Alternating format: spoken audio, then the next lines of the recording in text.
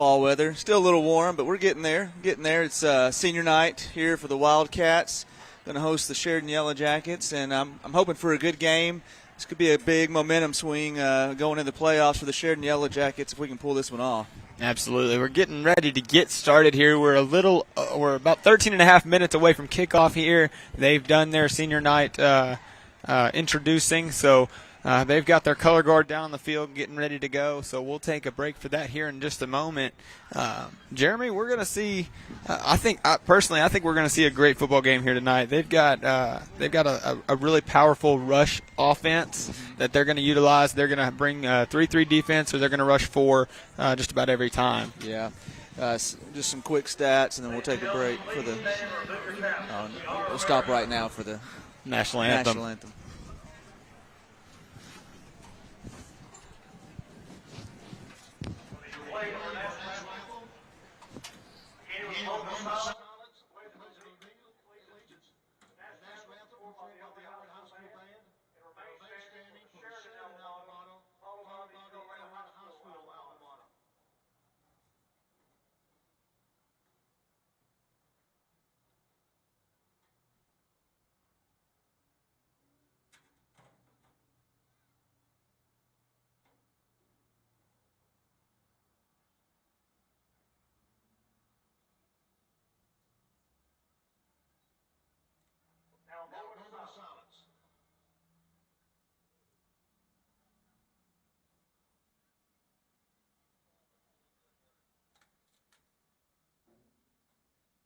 Thank you.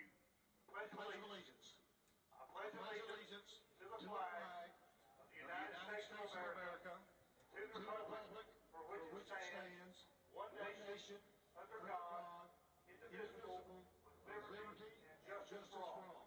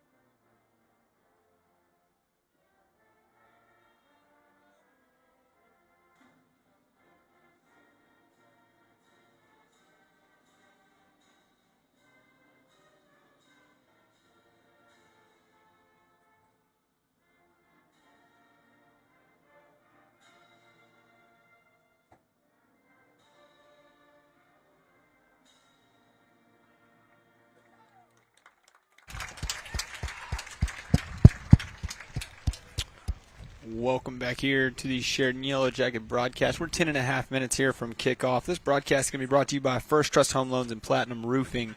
Jeremy, you were going to talk about some stats before we got started here. Yeah, I'm just going to give a general breakdown of the season so far for El Dorado. 6-4 overall. They're kind of hot here lately, Mason. 3 of the last 4 they've won. Kind of catching stride. 3-3 in conference. Big wins over North Little Rock, Camden, Texarkana, Sylvan Hills, West Memphis, and then Jonesboro last week. Held Jonesboro to 14 points, won 21-14.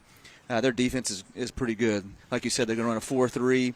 They're going to bring a lot of pressure. My guess is they're going to key in on Zay, and they're going to make our passing game beat them tonight. But they've got some good linebackers, and their secondary is real aggressive. We could use that to our advantage. We could use some play-action passing. We can do some double routes with receivers and hit them for big plays. Their offense is averaging 42 points a game. They're going to run a shotgun offense, but they're going to run the ball until we're tired of seeing the run. They run the ball a lot. The quarterback is an athletic kid, but he doesn't read the defense very well. He's going to look at one receiver. If it's not there, he's probably going to take off running, so we need to keep him in check. Our YellowJackets are 3-6 overall, 2-4 in conference. We won last week against Sylvan Hills 65-41. That's a big win for us. It ended a 4-game losing streak, got us into the playoffs, and something we haven't been able to do in quite some time. So our keys. We need to run the ball, need good play action, and do some double moves. And we've got to score a lot of points tonight. Yeah, we definitely got to score. We got to get it done on the offensive end. I love how you mentioned that part about Zay. I was reading today about different stuff about the game, and I saw something about El Dorado having a safety setback just for Zay to focus on him. And a game that I thought Sylvan Hills did a good job watching Zay, monitoring him. They would hit him in the backfield pretty frequently, but then Jeremy, I got the stats back on Zay, and I was like, no, they didn't. No, they didn't. Zay still rushed for 219 yards in that game, and I thought he got stopped. So I was like, that was just the first time people had been hitting him, because he's that good, especially in space. He rushed for 24 times for 219 yards last week, so that was just fantastic. His longest run of the week last week was 61 yards. But that kind of brings us into our Sheridan Ace Hardware Player of the Game last week. Dax McMillan had a phenomenal game. 36 for 53 in passing. 68% completion rate is what that comes out to. He threw for 464 yards. That's a game right there. 464 yards. He had 5 touchdowns on the night, Jeremy. 5 touchdowns on the night. Dax McMillan, our Sheridan Ace Hardware Player of the Game, his longest throw was for 43 yards. Just a phenomenal game for him, and to be able to come out here and do that. So we definitely want to recognize Dax McMillan as our Sheridan Ace Hardware player of the game. Yeah, he had a great game. But Dax will tell you, and Zay will tell you, their success doesn't come without a line blocking for them and protecting for them. So, we just want to mention the linemen and their ability to protect last week was pretty good as well. Zay got player of the game earlier in the season, and one of the things he said that I heard him say was, I don't really know. I didn't think I was going to get it because I can't do what I do without my offensive line. Yeah. My offensive line should get all the credit. They're the ones that do this for me, and it has nothing to do with me necessarily. They deserve the recognition. So I was like, for a running back to recognize that publicly is amazing. Like they all recognize it because they can't get anywhere without a line. Right. But to publicly recognize that it just shows of his character. Yeah. A good culture of the team too, sharing the victories with your teammates. So we're just we got a good group, and I hope you've seen it throughout the year, that you've seen them improve and get better each time. So honoring our veterans. Veterans Day is Monday. They're just honoring the veterans here at Memorial Stadium, the First Financial Field in El Dorado. And if you are listening and you are a veteran, Mason and I and Mike, we want to say thank you for your service. It's kind of put everything in perspective. Veterans have laid their life on the line for us to enjoy freedoms. Be able to do what we're doing right now. We're doing right now and enjoy a Friday night football game. So if you're a veteran, listen, we just want to say thank you. Absolutely. I want to piggyback off that. Thank you so much. Jeremy, thanks for mentioning that. Glad you did that for us. I'm excited tonight about what we can bring offensively. I really feel like this defense is one we're going to have to battle. I feel like we're going to see a lot of pass plays tonight, but also I just feel like Zay is going to get the ball a lot tonight.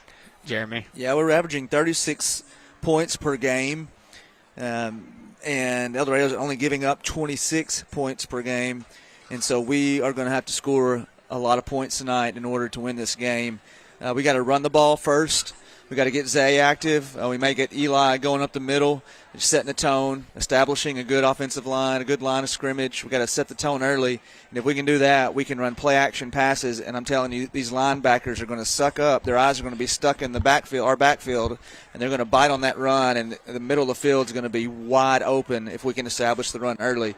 And then once we establish the middle of the field, we can start running some double routes with our receivers and hit them for big plays. Those 43-yard pass plays that Dax had last week, we can hit some of those with double moves as the game progresses. Well, and we're definitely going to have those opportunities tonight. Their main defensive strategies, their safeties will watch, and they will be able to see where Dax is wanting to throw the ball. But on the other hand, they're also going to leave some open space on quite a few plays. If we can see it, it'll be there. And defensively, our defensive backs are going to have to. They're going to have their hands full. Our linebackers are going to have to be our main source of tackles tonight. Jacob Pilkington has done a phenomenal job all season. Lawson Wallingsford had 2 interceptions last week and a total of 7 tackles. I feel like these guys are going to be crucial. And then Braxton Fox, of course, who's done a phenomenal job leading this defense all season. coming out right now are our captains from left to right. We've got number 13, Braxton Fox, number 25, Jacob Pilkington, number 75, Seth Thurman, and number 34, Peyton Starrett. So great. Looking so glad they're out there tonight. Yeah, just piggyback off what you said. Our defense has got their hands full. We've got to, our linemen got to fill their gaps, and then our linebackers have to make key reads. And so El Dorado's line is very active. And what I mean by that is their guards are going to be pulling. You watch the guards tonight, the El Dorado guard, you can see where the ball is going because they're going to pull to where the ball is going to be ran to. And if our linebackers can read that and shed the block and make a tackle, they're going to be successful. But you'll see a lot of guard pull tonight from El Dorado. Defensively, we also have to contain. El Dorado has some good athletes, some good speed, and we've got to contain. You know, you're probably tired of hearing me talk about containing, so that's what I harp on. But defensively, if we can contain and keep people inside, that's where more tacklers are. And then lastly, we've got to limit the big play. The quarterback will love a deep ball. He'll throw it deep. We got to limit those big plays, and we've got to limit the big runs as well. Definitely got to limit those big runs. Their quarterback is going to keep the ball tonight, Jeremy, and that's something Sheridan has had kind of, I wouldn't necessarily say like the biggest issue with, but it's not been their best friend so far this season. So we're definitely going to have to watch out and be prepared to stop quarterback runs. Here come the Sheridan YellowJackets right now, making their way out of the tunnel underneath the visitor bleachers here at Memorial Stadium. Leading the way is Braxton Fox, the defensive safety. It's the last regular season game. This started in spring ball. It started in summer workout, 7-on-7s. Ran the course of a season, overcome injuries, and here you are at the last game of the season, and a big one for us. If we can win this, we get to 3-4 in conference, and that will also move El Dorado to 3-4 in conference and puts us right there in the middle of the pack of the 6A. And so also has some playoff implications. If we win this game, it's going to determine where we play, maybe closer to home. If we lose, maybe further away. We're here in possibly Mountain Home if we lose, possibly Lake Hamilton if we win, but that has not been finalized, of course. Yeah, and you know, I've been talking to a lot of people about this, speculating on where we think we're going to be in the playoffs and how that comes. You know, there's a lot of things that determine. We even ran a scenario this week, Jeremy, where if the certain teams win and lose, we could be hosting a playoff game. Yeah. That's, you know, you just never know. The last game of the season, you don't know what it's going to bring. Some teams have already switched their mind and thinking towards the playoffs and don't care about this last game. Yeah. And some teams are fighting for maybe a better spot in the playoffs. Yeah. So this is going to be a springboard. I'm talking for Sheridan. This is a springboard into our playoff run. If we win this, it's going to have a positive effect on the kids and the coaches and springboard us into the playoffs. And then once you get in the playoffs, anything can happen. Well, and Coach Kelly said last week, Coach Kelly told us, he said, we're in the playoffs already right now. Like he talked about last week being the first game of the playoffs and the fact that if you are in the playoffs right now, we can't lose moving forward. If we win here out, great. If we lose, we're taking a setback almost. So he even used the phrase last week that we were already in the playoff, that they've already begun. Because if we would have lost last week, we wouldn't have our trip to the playoffs. Yeah, they're playing every game as if it's the last game, and that's going to be the mentality tonight as well. They play like it's the last game, and we're going to hopefully get some positive momentum going into the playoffs. Like I said earlier, I hope you guys watching and ladies watching at home have seen the improvement. Listen to some of these stats, Mason, for this season. Zay Stevens has 1,292 rushing yards and 15 rushing touchdowns. All right, before we continue, we want to catch Coach Kelly down there. Mike, we're going to send it down to you for a Nash Therapeutic Sideline Report with Coach Kelly. What you got? All right, thanks, guys. I'm here with Coach Kelly. Coach, got El Dorado tonight. There's all kinds of scenarios for docking a position and seeding for the playoffs. We've seen 2 tight ends this year. We've seen empty backfields. We've seen Wildcat, Zay and Eli back there by themselves, Dax, Brady. Got any surprises for El Dorado tonight? No, we're just wanting to. Now we've got everything we want in for the season. This is a warm-up game for the playoffs. We want to win this football game. We don't care who we play in the playoffs. Not worried about that. We just want to come out and play as good a ball as we played this year and see where we stand up heading into the playoffs. So we've got to fix going forward. Great. Seems like the weather's going to be all right. Are you worried about anything about the weather or anything going on? It's going to rain about 9 o'clock, so hopefully we've got this thing decided how we want it by then. All right, great. Good luck, Coach. All right, thank you, Mike, for that, and thank you, Coach Kelly. We're already in the playoffs. It's a warm-up game. Yeah, warm-up game for the preseason playoff game. Yeah, I like it. I like it. Yeah, but continue on some stats. Just impressive. Dax has 2,843 yards, 28 touchdowns. Peyton Sterrett, 1,011 yards. Zay, 768 receiving. Jace, 345 receiving. All-purpose yards. Zay Stevens, 2,118, and Peyton Sterrett, 1,026 all-purpose yards. So it's been a good season. Final game of the season. I'm excited to see what happens. Every game's a new start, and then we got playoffs looking forward, and so we got to come out. No big plays early on. Set the tone here. All right, here we go. We got Preston Herr in for the onside kick. They've set him in motion. No, I was wrong. I thought he was about to kick it straight from there. They get set. Onside kick coming, looking for a high bounce here. Kick is gone. High bounce is there. We've got a whistle thrown and a flag thrown. I don't know. I didn't see quite what happened on that for a flag to be thrown. Yeah. Oh, wait. Okay. Yeah, offsides on us makes sense. El Dorado football. They're going to be re-kick. Back them up and re-kick. Okay, perfect. So backing them up. They're going to re-kick this one, have another shot at it. That bounce was beautiful, Jeremy. Yeah, that was a great execution by our kicker. We got a little excited, crossed the line a little too soon, offside, so we're going to try it again here. You know, we've been practicing these all season long. Here they come from the 35-yard line this time. A first kick recovery would be phenomenal for this Yellow Jacket special teams crew. Here it is. Kick is away. Right to number 7, who stays on his feet. He's going to be able to hold it, get to about the 45-yard line, and the Wildcats are going to start from there. That was A.J. Gilmore who got the ball that time. Yeah, that first kick, we saw that high bounce. That's what you want. Second kick, stay down low.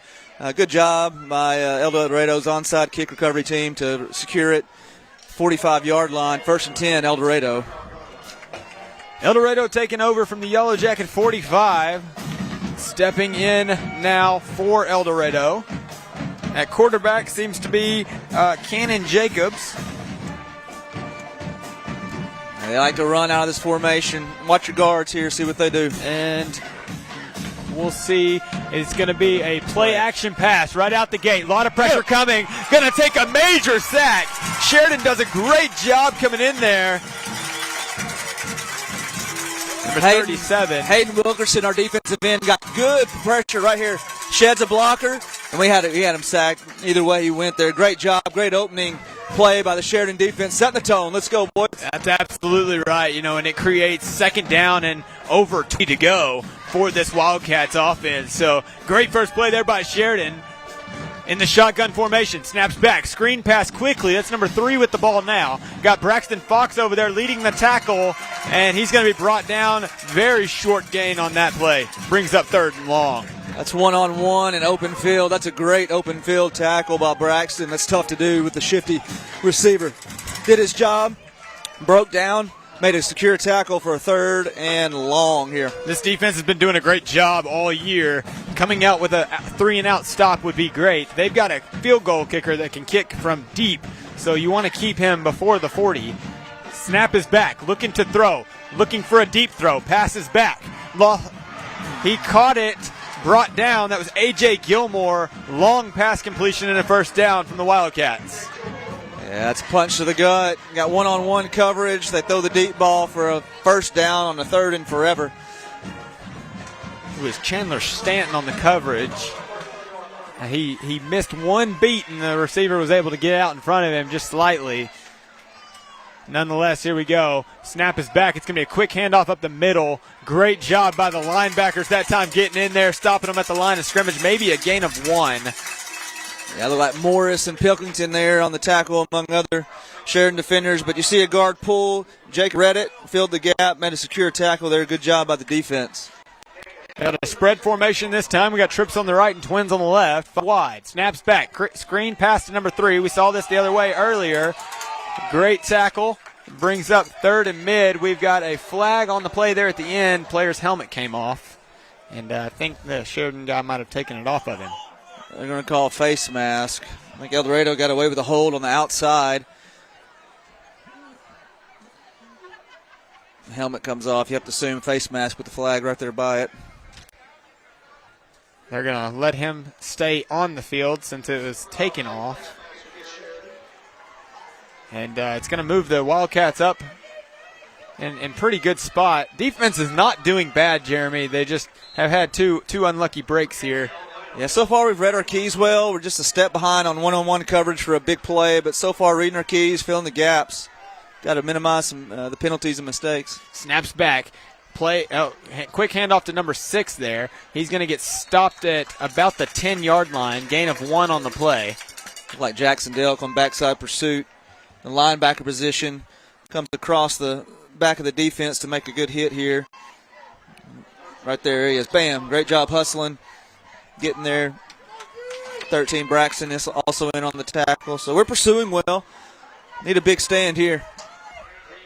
Similar formation to last time. Quick handoff up the middle. Number 6 is going to be tripped up at the 5. Brings up 3rd and short for the conversion. I think it's 3rd and 3 at this point. Try to counterplay there on the inside. Pilkington did a good job of reading it, staying with his, shedding the blocker and making a tackle.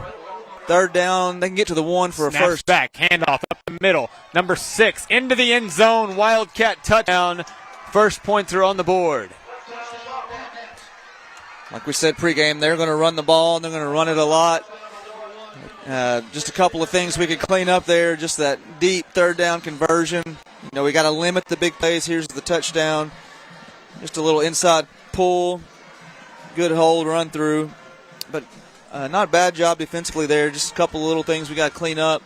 Kick is up and good that time by the Wildcats. 7-0. The Wildcats leading this one. Coming out to return, it looks like Zay Stevens and Parker Mullins are going to go back to return this kick. We'll see what the kicker has to bring. From what I saw in warm-ups, these guys can kick pretty far. So I wouldn't be surprised if we see a touchback tonight. Hopefully we get a good chance at a return. Hopefully Parker Mullins. Yeah. Parker Mullins is doing a great job with our returns this year. Let's see if I can find something here. And Zay, you know, of course, is Zay. He get him the ball in space, and he can do great things. Parker Mullins is leading returns. He's got 23 kick returns and 378 yards. He got a touchdown last week on a kick return. Pretty good kick return. I think it was like 87 yards that he went. Those are big momentum swings in the game when your special teams can do something big for you. Well, and these are the guys to do it. These guys up front are catching blocks early. So it gives the guys in the back a little bit of a chance to catch the ball and run with it. Kick is underway. It's short kick. Let it go out of bounds. Let it go out of bounds, and it does. I wouldn't be surprised if that was planned, Jeremy. It looked like they tried a little pooch kick. I don't know if he intended it for go out of bounds. Try to pin him in there deep with a high pooch kick. Nonetheless, works out good for Sheridan. That's a legal procedure penalty. We'll get the ball. Good position on the 35-yard line. 1st and 10, YellowJackets. The 35 seems to be a common starting ground for the YellowJackets this season. Been able to do quite a bit on offense with it this season. This is the defense that we've talked to you guys a lot about so far. Bringing a 3-3 defense. Sometimes they'll rush 4, and we'll see what they've got. They're rushing 3 this time is what it looks like. Dax looking to throw. Got Parker Mullins hit almost early, maybe right on time. Forces the ball, incomplete pass, 2nd and 10. That's a tough catch. Hit as soon as the ball hit his hands. Got to secure that thing, though. Those are the plays you got to make in order to win this game. What I did notice there was they had a safety man-to-man on Zay out of the backfield. Looks like they're going to key on him all game long. That was that free safety we kind of talked about, watching Zay closely. They're going to bring Zay into the backfield, set in motion. Pitch pass to Peyton Sterrett, who tries to cut upfield, makes it back to the line of scrimmage, brought down 3rd and 10. It looks like Peyton had a hole there, and it just closed up really quick. You see here, watch the line pull in. There's a little hole. Oh, got to stay on that block. Receiver's got to stay on that block just a little bit longer. We got trips out this time. That was Jace Bradshaw that was just set in motion.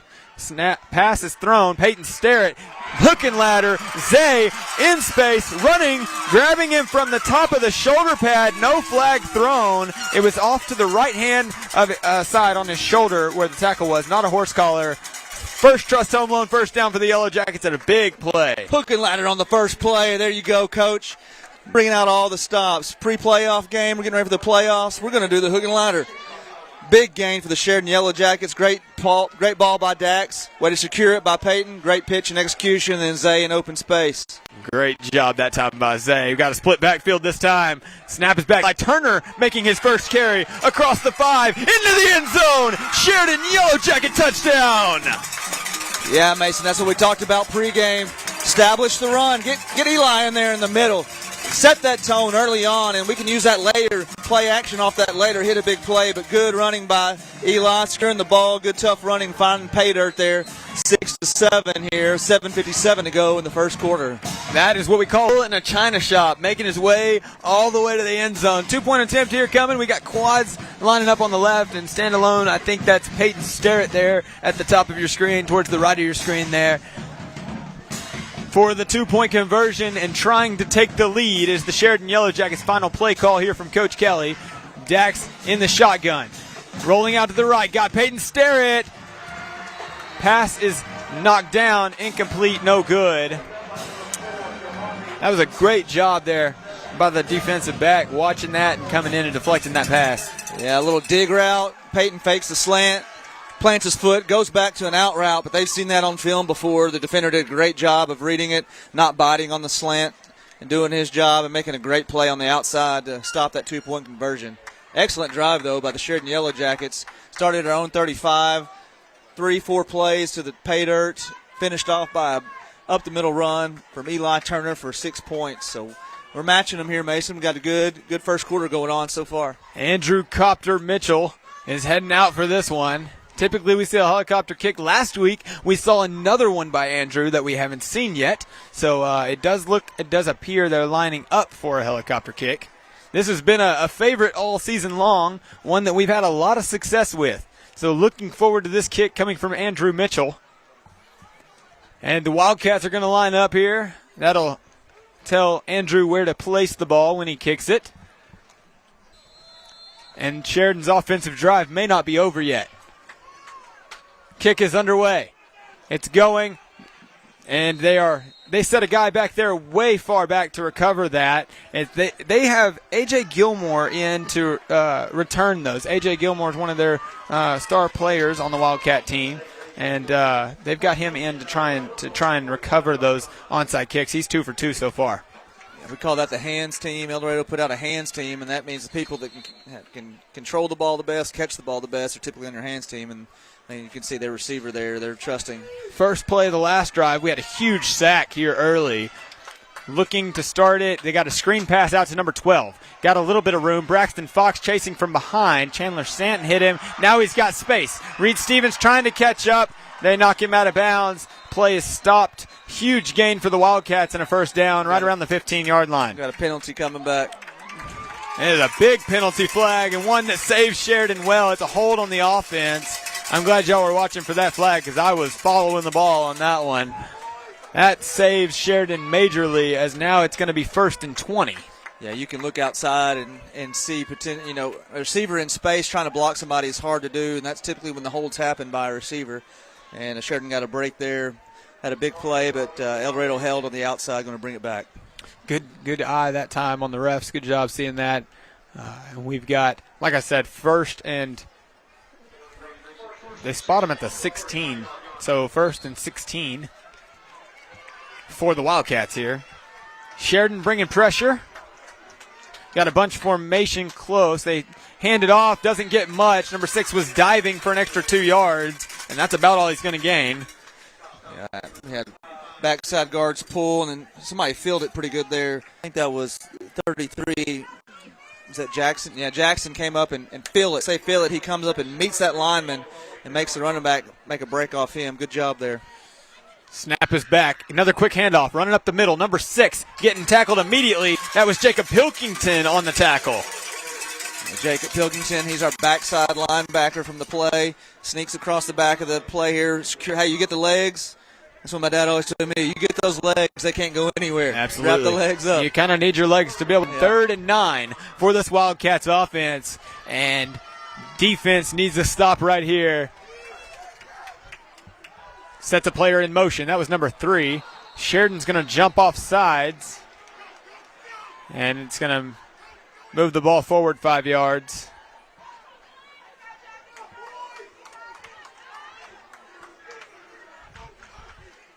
Getting a little aggressive, that's okay. We want to make a play, that's fine, but you still got to read your keys, look at the ball, read your keys. Penalties are going to hurt us this game. We got to clean it up here. Got to clean it up. Still a chance here. It's still third down. Still have a chance here to get a stop. Handoff up the middle. Stopping him at the line for a loss. Brings up fourth down. Jackson Delk's having a day. He reads this early, shoots the gap, and then boom, can't see the hit, but he's stuck good. Good form tackle. Right in the chest. El Dorado's going to go for it on fourth down here, 6:20. 4th and 5 to go, and they're going to keep their offense out on the field and running something that we are used to doing, going forward on fourth down. Snap is back, looking for somewhere to go with it. Throws it towards the middle. Pass incomplete. Turnover on downs. Sheridan Yellow Jacket football at the 50-yard line. Jeremy, that is exactly what we wanted to see right there. Yeah, great stand by the defense. Tried to lay screen. We look right. He tries to go left. Slow developing play. We had people there in the area to make a play, whether he caught that ball or not, but inaccurate throw by the quarterback. It over on downs with 6:05 left in the first quarter. He wasn't quite in front of that first down marker either, so it would have been more than likely a turnover on downs regardless. Dax makes his way out on the field after getting the play call from Coach Kelly.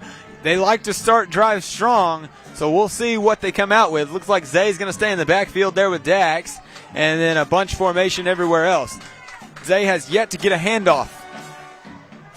Snaps back. Quick pass. Parker Mullins got some room. Cross right at the 45 is where the forward progress is going to stop him. Gain of 5. That's a good gain on first down. Positive yards on first down are always good to start a drive with. Quick screen outside. Good blocking on the outside by our receiver. Parker's got to hit that hard and just take the hit. Good gang tackling by El Dorado. But positive yards on first down are always a great way to start a drive. It was Wiley to Priest that had a good block there for Parker, allowing him to get forward. It's back to Zay. Handoff to Zay from Dax. Gets to the 35. He takes 3 of them to bring him down, and he was still moving forward. Sheridan fans were looking for a call there. Nonetheless, First Trust Home Loan first down. Great pancake by our line, opening up the hole, and then look at Zay. He gets picked up. Legs are still moving. Hands all over his head. Look at that. Good job by Zay. Good tough running. Yeah, he runs like he's making it to the end zone like nobody's going to stop him. He looks for the next person that's going to hit him, not the one that's currently touching him because he knows he can shed that. Handoff to Zay again. Zay has a guy, immediately wraps him up. They were ready for the run that time. That was number 30 on the tackle. Yeah, I had a missed assignment up front. El Dorado was in the backfield before Zay could even started there. So missed assignment. We got to engage and stay with our block for at least 2 seconds, maybe 3 on some instances to give Zay a chance to get an open field. Definitely can't let them blow by us. Not early. Don't want it to look like water going through a strainer at all. We got trips on the left, and we got a standalone receiver there at the top of your screen. Dax, room to throw. Ball was dropped that time by JP Black. That was a big attempt there. Good throw by Dax. Good throw by Dax. JP's on the outside. Had an El Dorado defender undercut it. Maybe distracted JP. We've got to concentrate, make that play. Coach Kelly here. We got 2 downs to get a first down, so this third down is not going to be a make or break for us. We need positive yards, though. Twins on both sides. We got Zay in the backfield. Dax is rolling left. Pressure immediately. Pass is thrown. Jace Bradshaw diving. They're saying he was out of bounds. Both refs are saying he was out of bounds. I guess he didn't get that foot down. Thought it was a great play by Jace. I think he drug his foot. I don't know if his knee hit before the foot came down on the outside. Hopefully we get a good look at it here. Good throw on the run by Dax. Yeah, didn't Just pick it up. missed it. He had a back foot dragging the whole time. That's a tough break. I think they just showed it on the big screen. I might have missed it, but the fans are all showing and yelling like they were. So, nonetheless, brings up fourth down and quite some to gain. We've got 5 receivers out there, kind of tightly packed. Dax standing comfortably, has a little bit of time now, sheds some people, throws it towards the end zone. Oh, just out of the reach of Peyton Sterrett. Could have had a touchdown, but Dax had a lot of pressure on him. Turnover on downs. Wildcat offense will take the field. Great job avoiding the pressure by Dax. Throw on the run is tough to do, but whoa, that would have been so huge for the Sheridan YellowJackets to complete that 4th down and then turn it into a touchdown. So back on the defense here, Mason. Yeah. Need another stand. Here we go. But honestly, I know that the score shows El Dorado was 7, but it still was huge. Hey, Mike, I don't know if you're down there with us still. What'd you see on that catch by J.P. Black? Did you see a foot in or a knee out? What'd you see? So I thought it looked in, and then we got a camera guy down here taking pictures. In the picture, he's clearly got his foot down and his knee down with control of the ball. So it was a catch. Wow, so that's not a great call, but it's one. It's hard to see, you know. But they handed off to number 6 right here. You can see he kind of ran up the middle, got enough right at 10 yards for a first down. Brings up 1st and 10 for the Wildcats here. After the got a steady diet of the run by the El Dorado Wildcats, and it's going to take Sheridan finding another gear here. They're going to try to wear us down up front, turn these 5, 10-yard gains into 20, 30-yard gains. So we've got to find another gear, dig deep, and stay in this for the long haul on our defense. Line judge noticed the ball was back a yard from where it's supposed to be, so they adjust that. And now the Wildcat offense is set back up. Sheridan defense bringing some pressure this time. They're going to rush it, try to get it right up the middle. They fell forward, so they got a decent gain there on first down. Brings up 2nd down. With a place right guard pull, trying to create a hole. Good. Who's that on the bottom there? 47. That's Weston there. Did a good job shedding his defender, making initial contact. And then Jackson's having a day. Snaps back. Pressure from the defense coming. Ball's thrown deep. They got a flag coming in. I don't know if it was a push off from the offense or if it was defense. Definitely a flag thrown. Got no signal. Flag came in before we could see.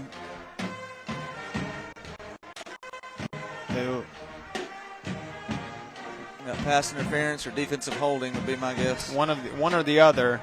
Waiting for the signal here from the ref. Sheridan is kind of backing up. Going to be holding on the defense. That's going to make it first down for the El Dorado Wildcats. Got to clean up the penalties here.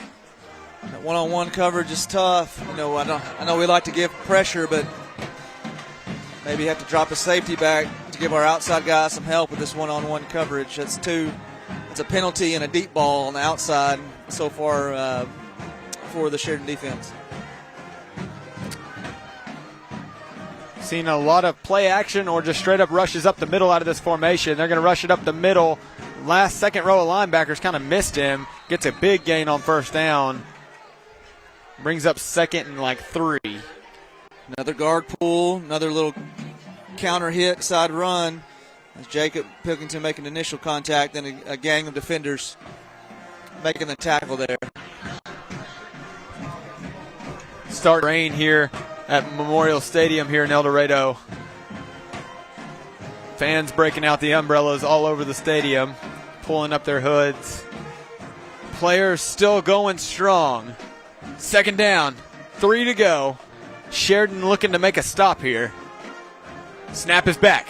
Going to be a pass. Green. Pressure coming. Thrown towards the middle. Ball Looks like is we got intercepted, I believe. Waiting for the signal. Sheridan. The refs don't know who had it. They're waiting. They have not made a call. They have not signaled. They have not signaled this. They're saying catch. Sheridan has the ball. Interception. Huge play. Here we go. I knew we were in the area, and it was a fight for the ball. It's bobbled, and right there at the end. The way he fell down on him, he kind of popped the ball up before it ever hit the ground. Got a flag. I don't know what that's about, Mike. Did you see anything in the backfield? A lot to unpack here. Mike is trying to figure out listening about this one. The flag at the 30 on the far side usually indicates a legal man downfield. Result of the play is an interception, so I'd assume it's going to stay that way. Should. We'll see what the call is. That's the only thing that could reverse it. It is on El Dorado. It's going to be Offsetting penalties, man. Oh, 2nd down and 3 again for the Wildcats here. Oh, my goodness, the Wildcats get another lucky break here after another penalty flag thrown. So Platinum Roofing penalty flag and a flag thrown on Sheridan. We had a legal man downfield on El Dorado. Your lineman can't go down the field on a passing play, but to offset it, they called roughing the passer on Sheridan and hitting the quarterback after he threw it, and that offset it. I didn't even see a flag in the backfield at all. Number 3 catching the pass that time, forcing him out of bounds early. I believe he's going to stay right at the line of scrimmage, makes it maybe a loss of 1, 3rd and 4 this time. Tried a quick hitter on the outside. Good job by Chandler Stanton, shedding his blocker, and actually pushed him right into the play. So good job on the outside, one-on-one tackle, open field tackle, bringing up 3rd and short here with 2:17 left to go in the first quarter. Clock stopped as the receiver went out of bounds. Yellow Jacket defense fired up after the interception attempt. I thought it was a beautiful play. Running up the middle. Number 6 got some space. Going left-hand side. Not really. There's the flag. There was holding on the offense. They're going to have to come back on this. It's going to still be 3rd down, I believe. That'll be first down. It'll be first down. They're going to put it at the spot of the. Yeah, they're going to put it at the spot of the ball, spot of the foul. Holding was unnecessary by El Dorado.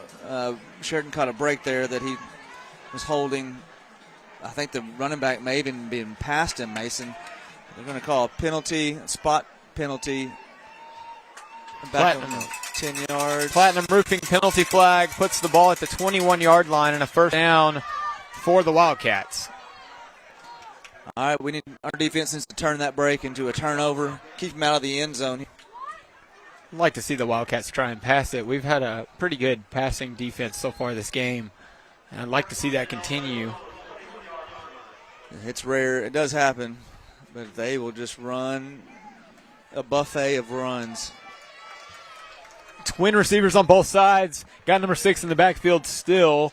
Been their favorite kind of thing so far. They're going to be a jet sweep this time. Number 7, A.J. Gilmore. Got some room and a Platinum Roofing flag thrown. This one much sooner.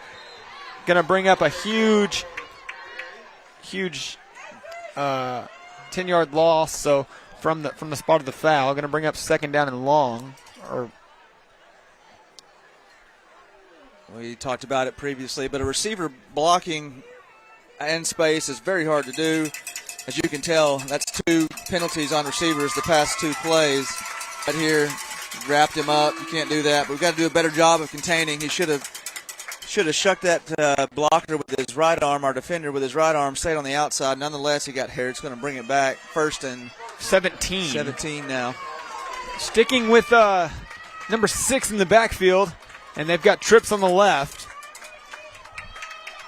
Their running back is to the right of the quarterback. Quarterback steps back. Pressure was coming. Took a hit. Pass is caught by number 10. And a touchdown. That was Braxton Fox on the coverage. El Dorado finds the end zone. Yeah, I think that's the actual tight end. He's going to pretend like he's blocking, and that made Braxton's eyes go into the backfield, and he turned upfield, and Braxton was out of position, had no chance after the catch. Just a good decoy there by their offense, pretending to run a screen, and then lets loose over the middle for a touchdown. Great job that time by the El Dorado offense. Kick is coming up and good through the uprights. Creates 14-6. Yellow Jacket receiving team going to make their way back out. Parker Mullins and Mason Mangrum now in. Notice that Parker's pretty consistent, but Zay usually starts the game, and then as the game goes on, it's usually the first drive, Zay's out there, and then the second drive, I think Zay's down in the tent with the offense figuring out what to do coming out, so they put Mason Mangrum in as that second returner. Okay. It's usually one drive in, and then it's tent after that usually. The El Dorado kicking team is going to make their way out onto the field. Last time we believe it was an attempted pooch kick. Was not returnable.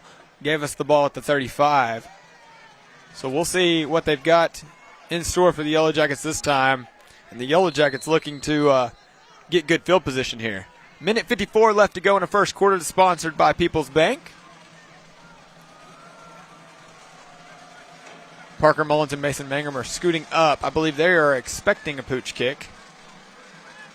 Readjusting the ball. Everybody thought that ball was about to get kicked. Now it looks to be a deeper kick. Kickoff is up. Parker Mullins. It's going to him. He catches it from the 6-yard line.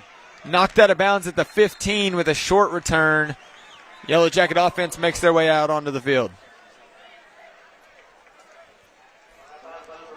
Real close here tonight, Mason. We're real close. We're just sometimes inches away from doing great things. Last play we had a 4th down, almost had a touchdown on the play.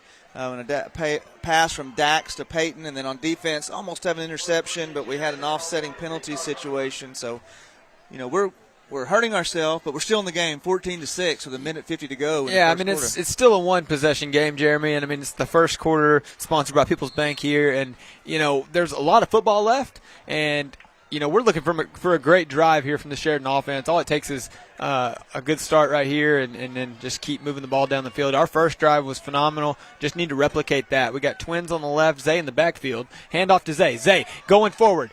Moving forward, good gain on first down. That's how it starts. Gain of about 5. Had Eli Turner as a nutback.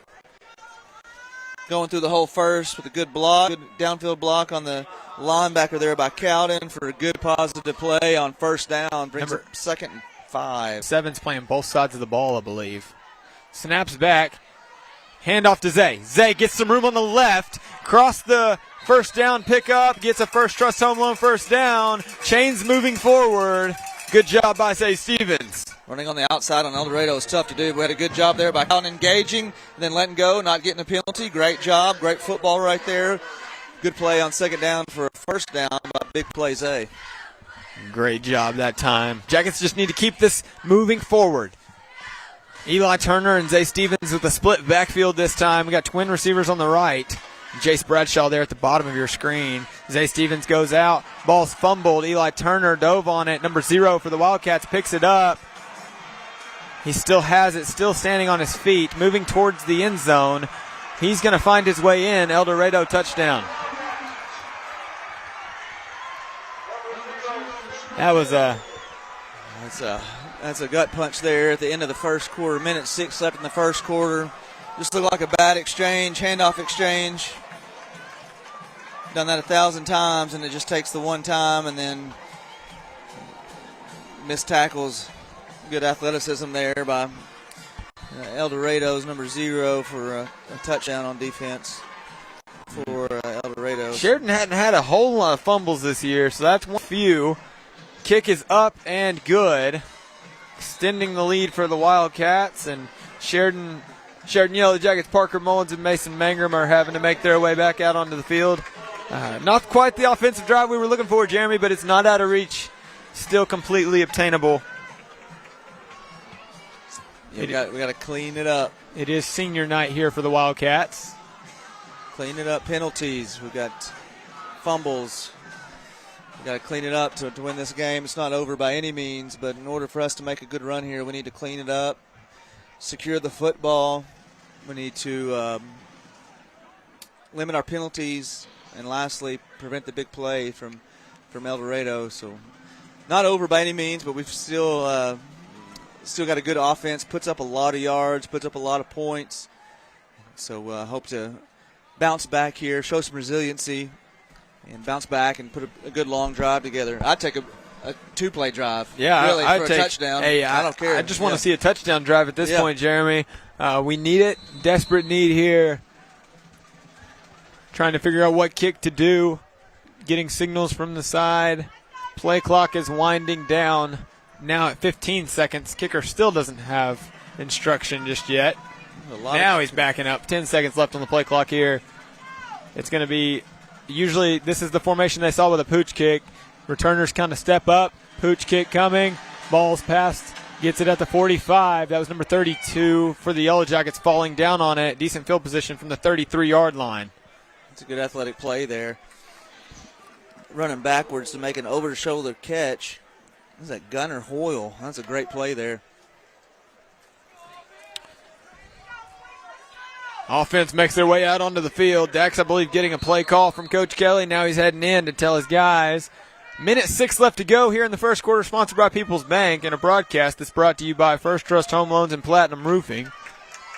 And the Yellow Jacket offense makes their way out onto the field. Need a good drive. We got twins on both sides. Zay Stevens in the backfield. Got our receivers stacked on both sides. Throw it. Had an open. J.P. Black catches the ball. Now in space. Gets it to the 30. Drag out of bounds. Great catch. He was very well contested. Had Peyton Sterrett there as the backup. Great ball by Dak. He had two options there. He ran a shallow out and a deep out. Your first read is the deep out. He liked what he saw, went with the deep route. Had somebody underneath if he wanted it, but great throw and catch there. Big play on first down. Yeah, good catch by Jay Black, who got hit as he caught the ball. Hand off to Zay. Zay going up the middle, stopped pretty quickly at the line of scrimmage. Zay saw a cutback lane, and it closed up quickly. Defensive line held their ground. Only rushed 3. They're clogging it up with their big linemen up front. Got to get a good push from our offensive line to create some holes. Yeah, he had a short gain of 1 there. Still going to be twin receivers on both sides with Zay in the backfield. He's on the left-hand side of Dax this time. Snap is coming. Sets Peyton Sterrett in motion, going out to the right-hand side. Dax looking to throw. Got Parker Mullins in the middle of the field. Takes a big hit. Holds on to the ball. Good gain that time on second down. Brings up 3rd and short.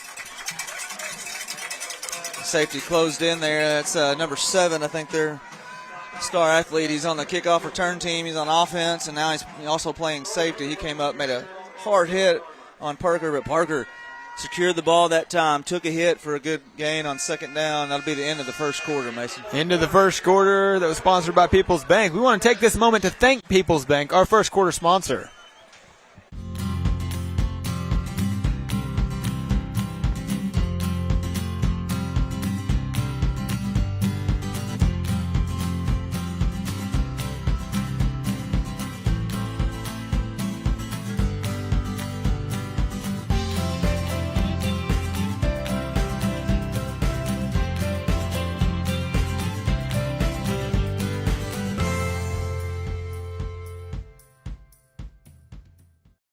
At First Trust Home Loans, we value community, family.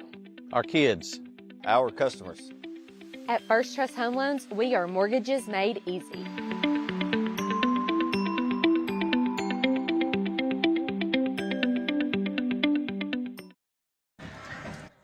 Coming back here at the Sheridan Yellow Jacket broadcast, the second quarter, sponsored by Edwards HVAC, is about to be underway.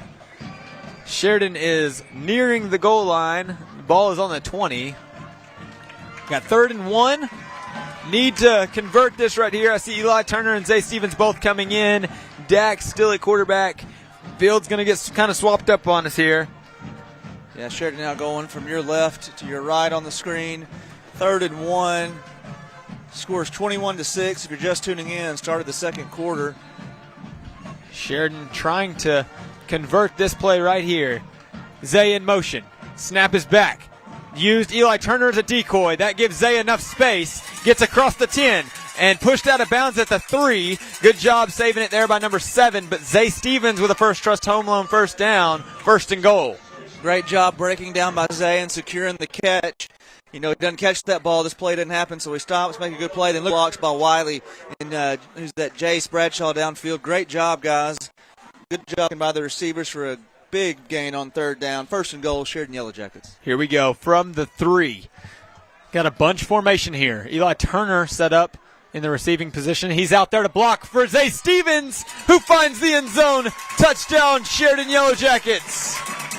That's what we needed here at the start of the second quarter.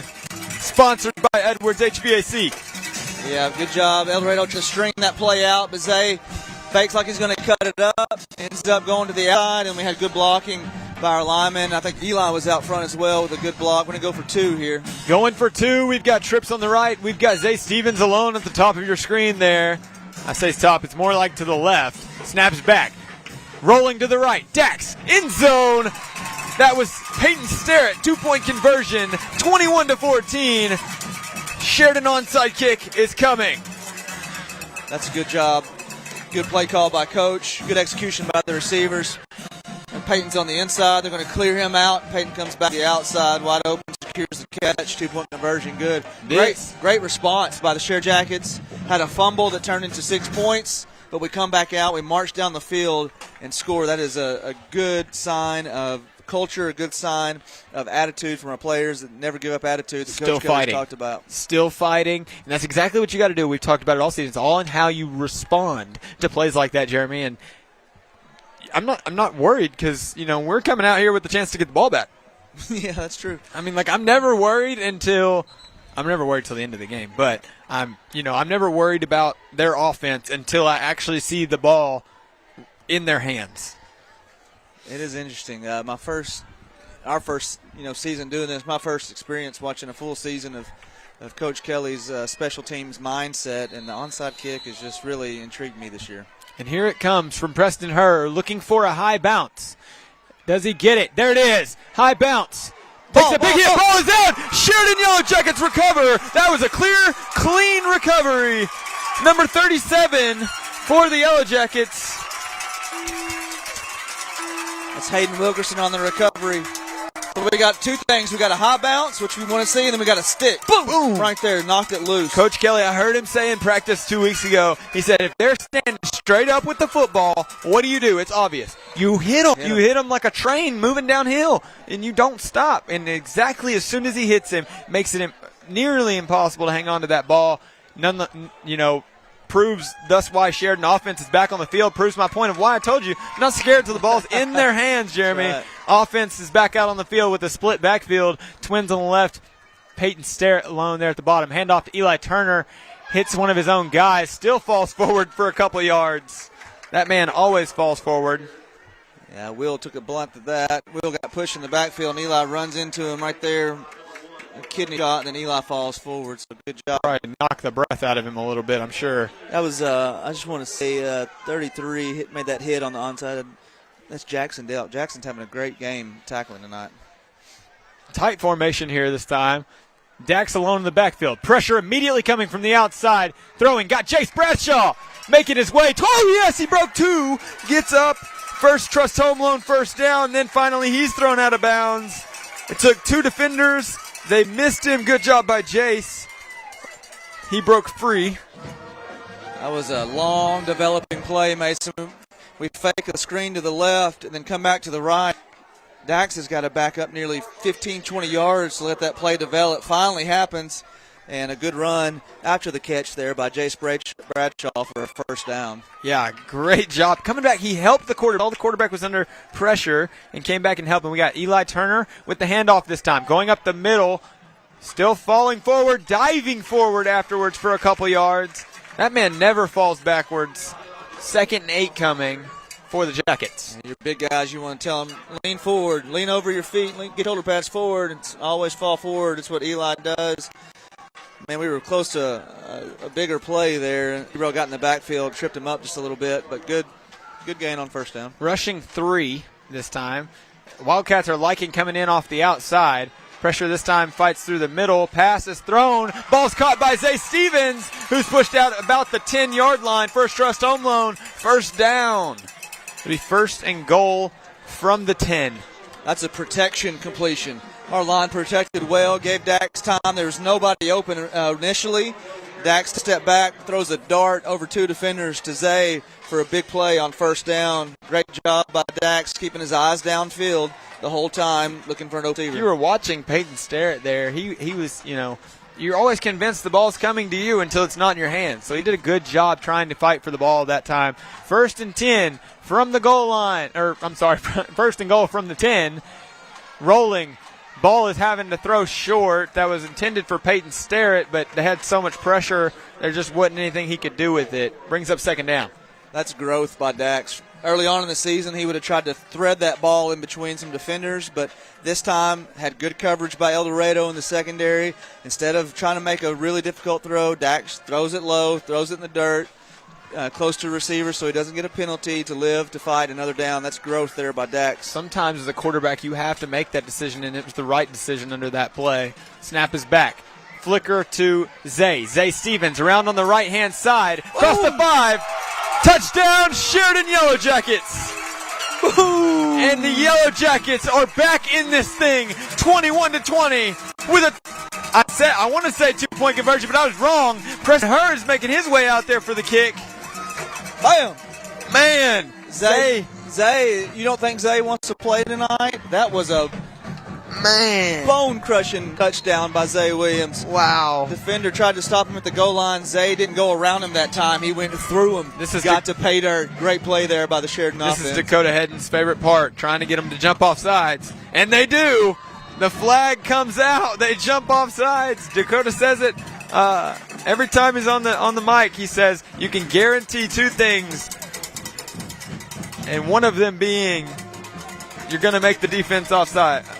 Jump off sides on extra points. We've seen that over and over and over, and I don't know if you can't game plan for it. I don't know what that is, but other opposing teams have a hard time not jumping on the extra point. We need 1 yard. We've got Eli Turner and Zay Stevens with the split backfield. This is for the chance to take the lead here, Jeremy. Snap is back. Hand off to Zay. He's in for 2 points. Sheridan Yellow Jackets take the lead with 9:43 left on the clock in the second quarter. Zay up the middle. Zay's running hard tonight. He usually plays hard, but I'm talking about running hard. That's a hard run right up the middle. Had people draped all over him. Reaches out to get the 2-point conversion. I thought Mike Fish on the sideline. He had his hands up. He did. He was jumping backwards. I see you, Mike. Get into it. Attaboy. Hey, I think he caught a pass a couple weeks ago. I don't know. He's gotten his hand on the ball a couple times. Get some pads on, Mike. Let's go. If I get my hands on it, it's bad. Hey, I actually want to take this moment. I want to send it down to Mike for a Nash Therapeutic sideline report. Mike, how's everything going down there? So the energy that comes up when you recover an onside kick, even the defense, of course, the defense has a lot to do with it. They're out there, a lot of them on kickoff team, but the energy that it brings when they get that recovery just comes all the way through the sideline, and you see it. That run by Zay, I think Zay was trying to tell the college coaches out there, don't call me too small, I'll still run you over. Exactly right. Exactly right. Kick coming, looking for that high bounce. There it is. Got another one. Ooh, ball's out. Ball's out. I think Sheridan just recovered another one. Waiting for the signal. Here it is. Here it is. Sheridan Yellow Jacket football. Oh, I say that. They haven't signaled. Oh, no. Okay. That was their number 7. Been a star player for them tonight. Sheridan Yellow Jacket football, they have signaled, but we have an injured player. We're going to take this moment. We want to thank our main sponsors, First Trust Home Loans and Platinum Roofing. At First Trust Home Loans, we value community, family. our kids, our customers. At First Trust Home Loans, we are mortgages made easy.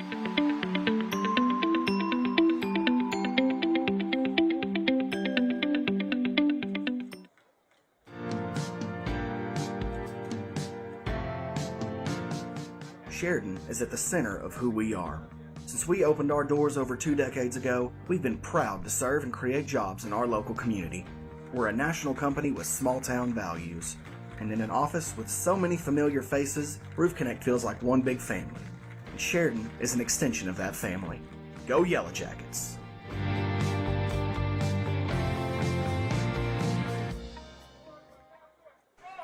Coming back into it here, third straight offensive possession for the Yellow Jackets. Right now, while we got just a second, while the player's finishing, making his way off the field, I want to give a huge shout out to M&M Productions. All your production needs, reach out to them. They've been doing our production all season long. Been doing a phenomenal job. So happy to have them here on our side. Thank you, M&M Productions, for all the work you've done for us and just making our show look really good and giving you guys at home something to watch. So huge shout out to M&M Productions. Feel free to reach out to them if you ever need to. Split backfield this time. Dax waiting for the snap, looking to throw. Throwing towards the middle of the field. Wiley to Priest. Ball was just barely too low. Incomplete, brings up second down. It was excellent protection by the line. Dax had all day to throw the ball. I don't know if he expected Wiley to come into them a little bit more, and Wiley just stayed in the seam. But, man, we had a big opportunity there on a first down. It was a good decision throwing the ball low because they did have a safety in front of Wiley still. It was a good decision, just wasn't caught and all that. Trips on the left this time. Peyton Sterrett. Ball's going to be handed off to Zay Stevens. Tried to spin, got a gain of about 2, and he's brought down 3rd down and long for the Jackets. About 3rd and 8. Got 2 plays to get first down here. If Coach Kelly holds true to form, which I expect him to do. Tried the middle there with Zay. Not much going on. Tried to bounce it outside. El Dorado did a good job of staying with their assignment, not letting him get outside there. Snap is back. Dax rolling to the right, looking to throw. Throwing. Got Peyton Sterrett up there. First Trust Home Loan first down, about 3 yards past the sticks. Beautiful route there by Peyton Sterrett on the outside. One-on-one coverage. He's going to act like he's going to bust it across the middle. Chops his feet, cuts back to the outside for a little deep comeback route at the first down marker. Great route, great protection, great pass. Here we go. Zay Stevens to the right-hand side of Dax. We got a bunch formation this time. Wildcats bringing pressure. Pop pass to Eli Turner. Got some room on the left. Moving forward, falling forward with a great gain on first down. It's 5 or 6. I think it's 5. Good job there by Eli Turner. Good job by Sturdivant on a pull. Good job by Seth Thurman there. Thurman there on the outside as well. A little pop pass underneath to Eli. Eli makes the most of it. Finds it, sneaks through it, gets a good gain. Split backfield again this time, getting a final, changing the play is Coach Kelly right here on the sideline. 3 receivers in, 2 on the right, 1 on the left there towards the top of your screen. Split backfield now. Going to be a handoff to Zay. Zay breaking tackles, moving forward, tripped and falling forward, got about 5 more yards while falling, makes it to the 18-yard line. First Trust Home Loan first down. Good balance by Zay. That was Coach Kelly by him changing the play. He knew that we had a blitz coming from El Dorado on the outside.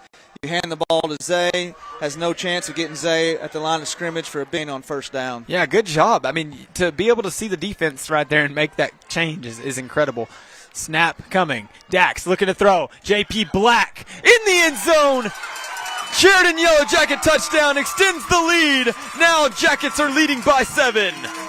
They're going for it. They are they're kicking.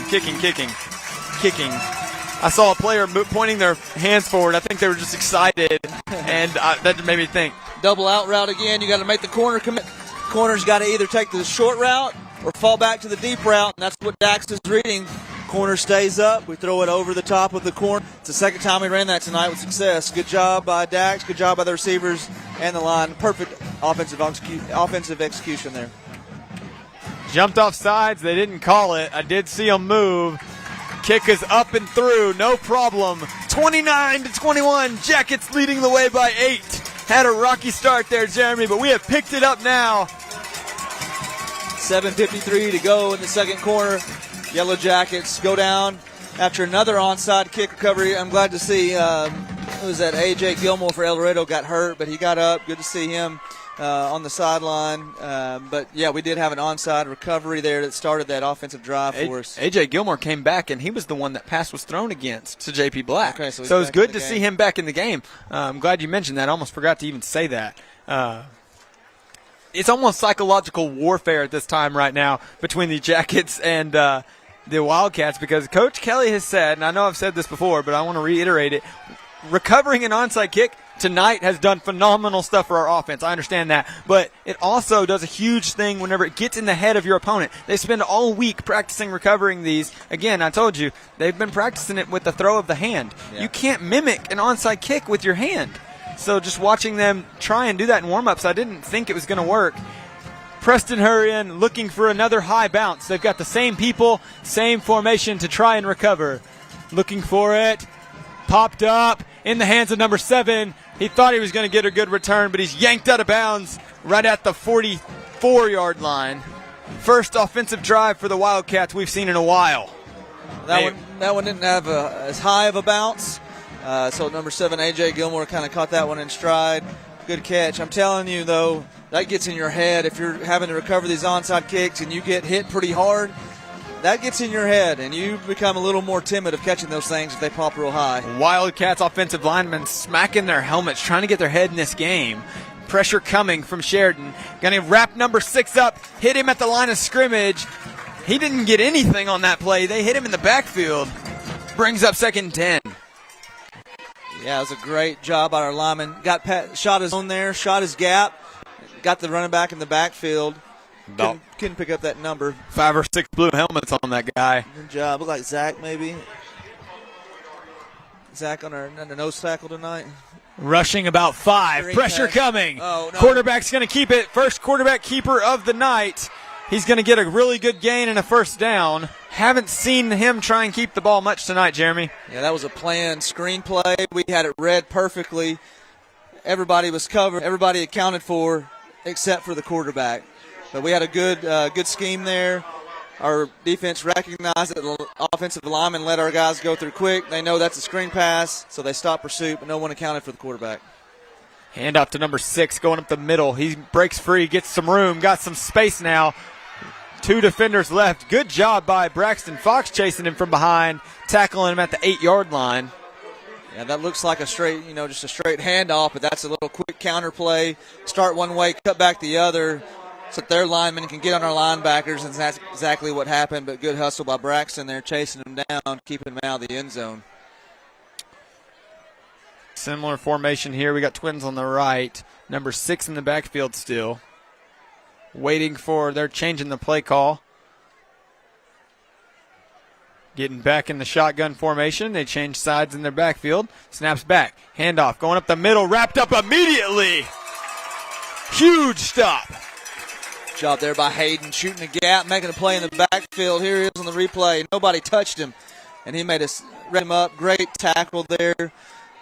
Hey, we've tackled pretty well tonight, Mason. Yeah. We've struggled with that in the past, missing tackles, but so far, knock on wood, we've tackled pretty well tonight.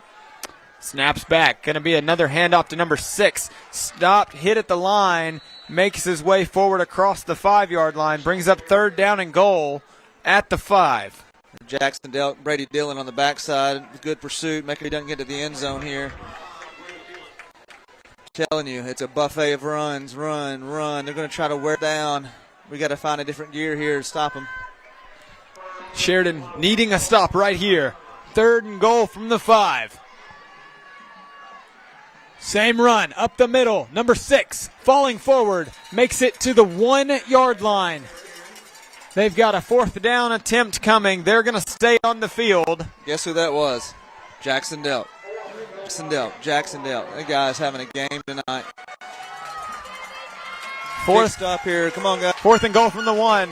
This could change momentum huge. Snap was back. They were pushing. There's no signal. They're saying he made it. Touchdown. Touchdown for the Wildcats. You couldn't tell based on that formation. They are going to dance in the end zone and celebrate. Yeah, we stopped him initially, and then it became a dog pile, essentially, a little rugby match. See, right here, quarterback's his helmet facing backwards. He stopped him initially, keep pushing forward, and I don't know. He definitely fell forward after the whistle, no doubt about that. Saw something we didn't there, maybe had a better little bit. Snap is back. Kick is up and good. Hey, Jeremy, guess what? Sheridan YellowJackets still in the lead, 29-28. 5:13 in the second quarter. Mason Mangrum and Parker Mullins stepping in to receive. We said we were going to have to score a lot on offense, Jeremy. We are not even halfway through this football game, and we have scored a lot on offense. Both of these offenses are doing a good job here tonight.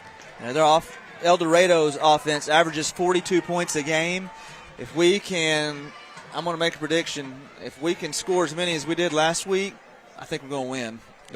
I think you're right about that. Well, right now, Jeremy, we're pretty much on track to do that. Yeah. We need a decent return here from Parker Mullins. We've seen a couple pooch kicks here tonight from this kicker, so don't really know what to expect on the special teams front here. But you'll see either Mason Mangrum or Parker Mullins. They'll either scoot forward. I know you guys can't see them right now, so I'll kind of try and tell you. Based on the way the kicker's lining up, you can see how far back he is from the ball. It's looking like a far kick attempt this time. 5 minutes, 13 seconds left on the clock for the half. Mason Mangrum this time from the 10, cross the 20, cross the 30, breaking tackles, got some space. Reed Stevens needs to make a block here, and he does. Mason Mangrum tackled by number 12 as he gets across the 30. We needed that. We got that. Mason Mangrum with his largest return of the season. Great run there by Mason. Goes lateral until he finds the hole, and then he shoots the hole. Look at Reed Stevens with this block. Wait for me. Boom! Good block there on the kicker, putting him to the ground. Excellent hustle by number 12 for El Dorado on the backside. But, great return there. That's a good tone set off. I love how you hit on Reed Stevens. He literally, you watched him communicate with Mason, and they made that block together and made that happen across to the 30. Snap is coming. Dax looking to throw. Throwing. Parker Mullins. Jukes gets a good gain on first down before he's brought down. It was a great catch. Little clear out slant there to Parker. Let everybody clear, and then Parker's on the outside and just comes underneath once everybody runs off. Pretty good discipline by El Dorado's defense, not leaving their zone there. Got a tight formation this time, and Zay Stevens in the backfield. Twin receivers on both sides. Snap back. Dax standing, got a lot of time, making a throw. Peyton Starrett finds the end zone. Sheridan YellowJacket touchdown. 35-28. Peyton Starrett is putting on a route running clinic. I wish we could see his routes. So beautiful. He's going to line up here. Watch this route. Oh, head fake to the inside. Gotcha. Touchdown. Man. Great route by Peyton Starrett has done a phenomenal job this season. Good job. Good eyes by Dax. That's a hard read to make. We heard a receiver to come open, and then awesome job by offensive line. None of that happens without giving Dax some time. Great job there. Good drive, good return, and then we punch it in the end zone. Snap was back. Kick is up, and real quick while we've got that, it was good. 36 now to 28. Dakota Hedden. It's death, taxes, and jump, making the opponent jump off sides on an extra point.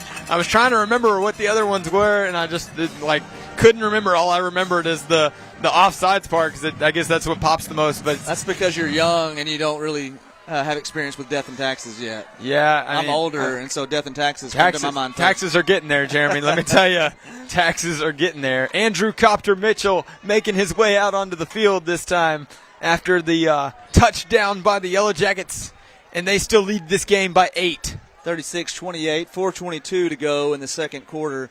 Offensive show so far for the Sheridan YellowJackets. Remind everybody that El Dorado held Jonesboro to 14 points last week, and so Sheridan's putting on a clinic tonight, scoring a lot of points. This is the YellowJacket team we sign up to come watch. It's all about how they show up and how they perform. Andrew Copter Mitchell. Copter is kicked. Gonna come out of bounds. You're trying to get that ball to kind of curve a little bit. It doesn't curve. Creates a little bit of an issue there, goes out of bounds. Real quick, I want to hit on our students. I mean, we are 2 hours away from home, Jeremy, and our students are here. I'm going to say there's a group of about 20 of them here, and they're wearing their pajamas. I noticed that at the beginning of the game. I looked over now at our cheerleaders.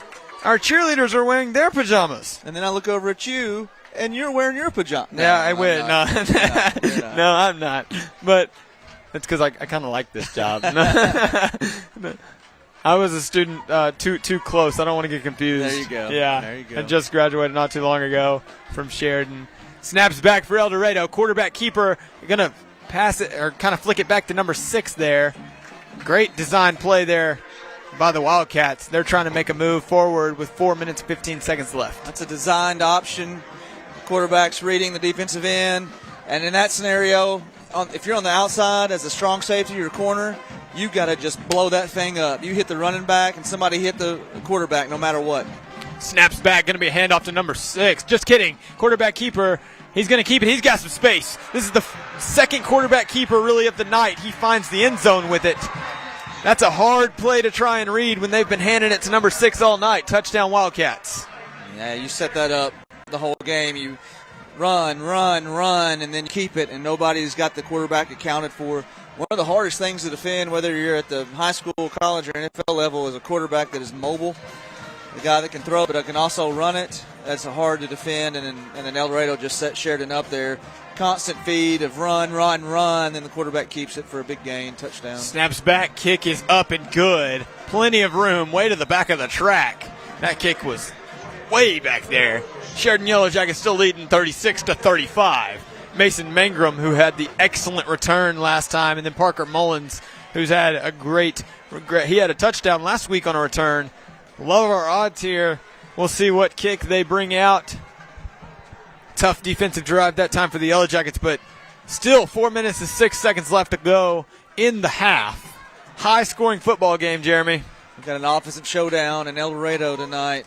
If you're watching at home, you signed up for a good one. And the fans that made the trip, first half has been interesting so far. So our offense has done well. As we stated pregame, El Dorado has some great athletes on offense. And so, the rest of this quarter and the rest of the second half, we got to put all of this together. Our offense has got to keep performing well, and our defense has got to make adjustments and make stops for us to come out on top in the end.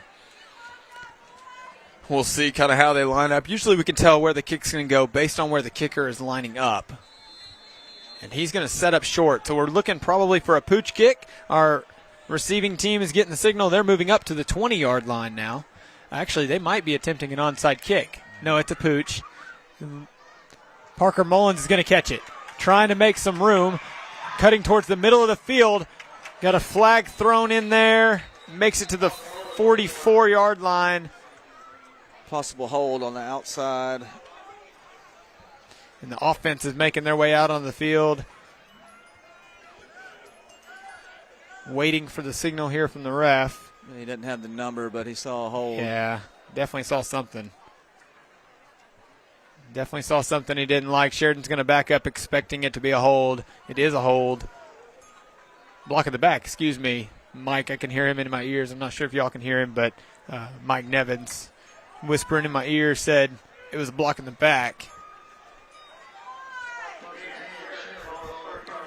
Tough break there on the return, but, hey, offensive's done well so far. Let's keep the momentum going. Close this second quarter out, first half out with a touchdown would be great. Not a whole lot of, hadn't been slow offensive drives for either team. It's been punch, punch, punch. Zay Stevens in the backfield, twin receivers on the right. Bringing pressure. Zay on the right-hand side had Eli Turner in to block for him. Gets a gain of about 3 on first down. They brought pressure there, and if we can execute a running play, a little straight handoff or a little belly handoff where they go to the tackles gap. If we can hit that on a blitz, there's nobody there. It's just hard to get past that first wave of blitzers, but we can hit a big play if they keep bringing pressure like that. We got a split backfield. This is what we saw a lot against Marion, trying to slow that game down with a run. And it's worked well for us since then. Got a lot of plays we can run out of this formation. They get the play call. Snap is back. Handoff to Zay. Zay on the left-hand side tries to find something. Short gain. Brings up third down. They're keying in on the run right now. That linebacker, he was coming hard right at the snap. Reading Zay, shot the gap, stuck him right at the line of scrimmage for no gain. Got 5 wide this time. Trips on the right and twins on the left. Dax. Snap is back. Looking to throw. No pressure. Just thrown out of the hands of J.P. Black. Brings up fourth down, and I believe the first fourth down attempt of the night, Jeremy. Yeah, it is the first fourth down attempt. Dax did a good job of trying to let this clear underneath to JP. It just wasn't completed, but he did a good job.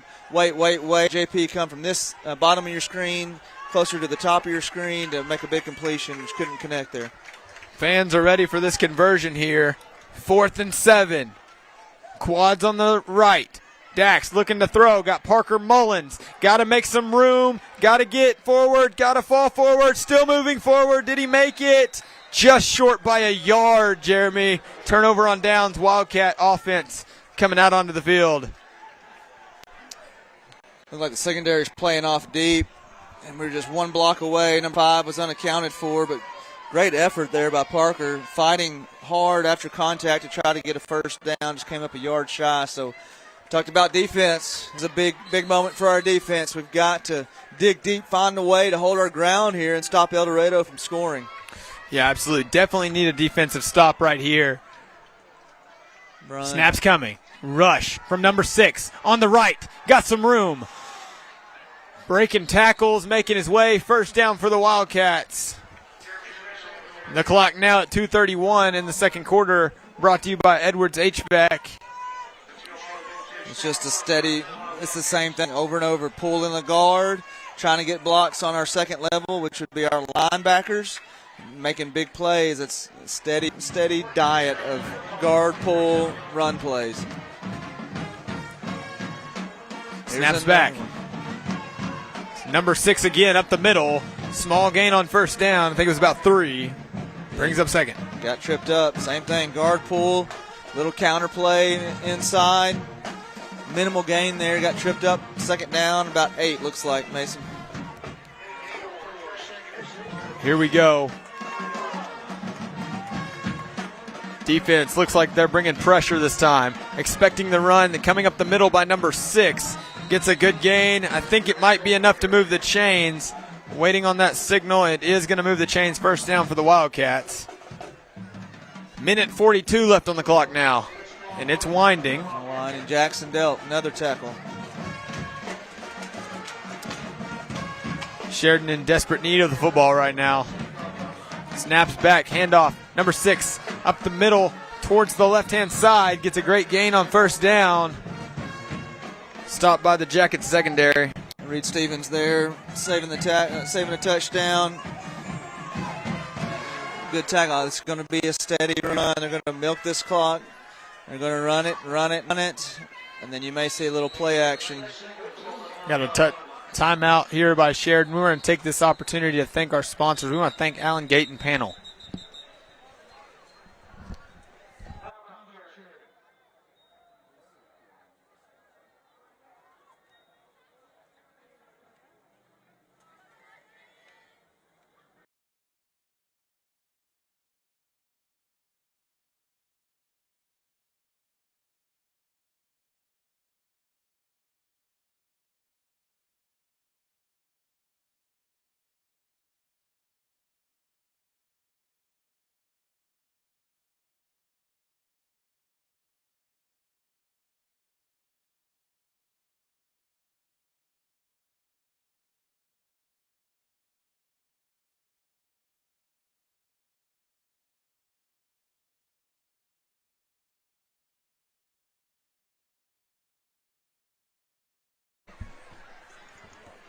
All right, coming back here into the Sheridan Yellow Jacket broadcast. Defense now needing a stop. Second down and short for the Wildcats. Little trick play there. Number 6 gets the ball, runs up the middle. Jackets were ready for it. Only a gain of 1. Brings up third and short. Timeout by the Sheridan.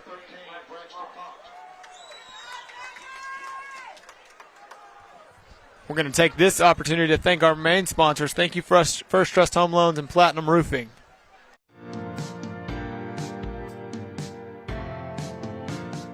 Sheridan is at the center of who we are. Since we opened our doors over 2 decades ago, we've been proud to serve and create jobs in our local community. We're a national company with small town values. And in an office with so many familiar faces, Roof Connect feels like one big family. And Sheridan is an extension of that family. Go YellowJackets.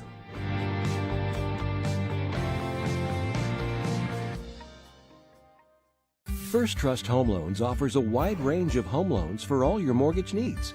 Whether you're buying your first home or refinancing your existing home, we're here to help. From conventional to FHA to VA and USDA, we've got you covered. First Trust Home Loans. Mortgages made easy. Back here at the Sheridan Yellow Jacket broadcast. Got 59 seconds left on the clock here in the second quarter, brought to you by Edwards HVAC. Snaps back. Handoff to number 6. Up the middle at the 5. Going forward, pushing forward. It was actually first and goal on that opportunity there. Ball's going to be at the 5-yard line. Brings down up second down. And I think we've got another timeout here by Sheridan. We'll stay on here and we'll try and sort this out a little bit. Jeremy, we got 47 seconds left on the clock. Second down and goal. Coach Kelly's trying to preserve as much time, as hot as our offense has been this first half, and so hopefully we can get a stop, have enough time to go down and put points on the board before the half. couple of things Coach Kelly's been talking about is intensity and containment during these timeouts. And then we saw Coach DePriest go over and talk to the officials about, hey, when we call timeout, we call timeout. That means the clock should stop. Kind of frustrated that some clock is running after we call a timeout and the official has signaled for the clock to stop. So we're just trying to preserve as much time as we can while getting the most out of our defense right now to get a stop so we can go down and hopefully score if El Dorado happens to put this in the end zone or kick a field goal. And here we go. Bunch formation this time brought by the Wildcats. They got one receiver. Snap is going to be hit to number 7, falling forward into the end zone for a touchdown for the Wildcats. They take the lead. 47 seconds left on the clock here. Just an old school reverse sweep. Pretty good containment, good pursuit. Missed a shoestring tackle, and then Braxton polished him off at the end zone, but it was too late there. And it's going to give El Dorado the lead here with 47 to go in the second quarter, 41-36, pinning an extra point. Snap was very high. Kick is still up and good. Does indeed bring their lead to 6. Sheridan needs a touchdown to tie it. All right, we got 47 seconds, but do not have any timeouts. Coach Kelly used those all on defense, so we're going to have to really use the field to our advantage. You may see some out routes on the sideline, throwing the ball, getting out of bounds to stop the clock. A lot of hurry-up offense. May call 2 plays here while the offense is on the sideline. Call 2 plays right now, go back-to-back real quick. We'll see what Coach Kelly has designed. Yeah, we've got, with no timeouts, you're going to have to utilize the sideline or get an amazing play, which we've seen both tonight. 42-36, the game is completely obtainable at this point. Still got a whole half after this. 47 seconds left in the half. So El Dorado averages giving up 42 points a game. We're knocking on that door. Scoring 42 points a game, sorry. They have scored that in the first half. Our defense is averaging giving up 43 points, so we're close to that in the first half. El Dorado's defense is only giving up 26 points per game. They've already surpassed that. So like we talked about, this is an offensive showdown here in El Dorado. Pooch kick coming. Number 9. It's really a squib kick. Ball is kicked way back there. Makes us lose a little bit of time. Now from the 10. Parker Mullins tripped up, tackled at the 15. 42 seconds left on the clock. That was huge. A great kick by their kicker. Flies past our receiving team. Little squib kick on the turf, wet turf, I think, shot through real quick. We didn't touch it initially, so the clock didn't start.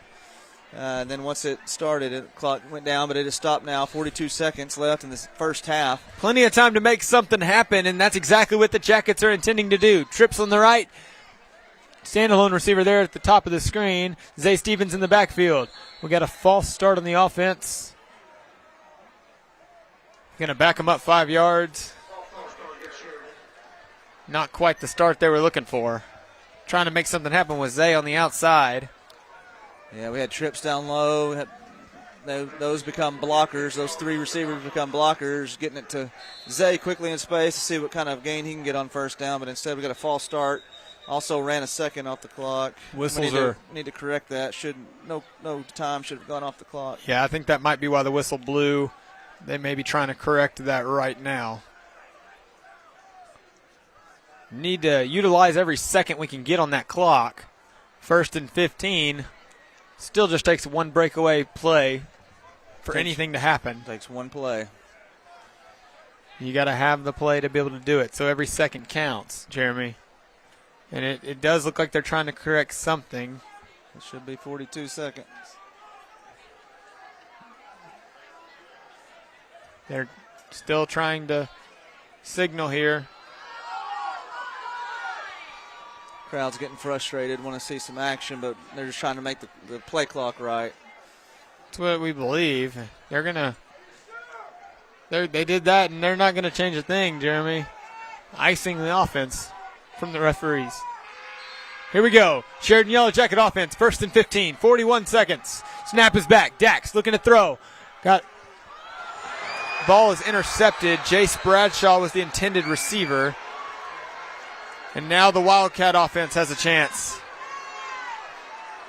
That was a beautiful, beautiful design there. Jace was the middle receiver, runs a little fade route, and it sounded like it hit him right on a pad, and that thing popped up right to an El Dorado defender. Just bad luck there from the Sheridan YellowJackets. Yeah, good throw by Dax. It just doesn't come up the way we were looking for it. So their defense makes a good move and gives their offense a chance here. 1st and 10 for the Wildcats. Snap is back. Handoff, number 6, up the middle. Spin move. Wrapped up by Braxton Fox. Clock is running, 28 seconds and running. Now we've got a whistle blowing and a timeout by the Wildcats. 24 seconds left on the clock. We're going to take this moment. We want to thank our sponsors, Lunsford Realty.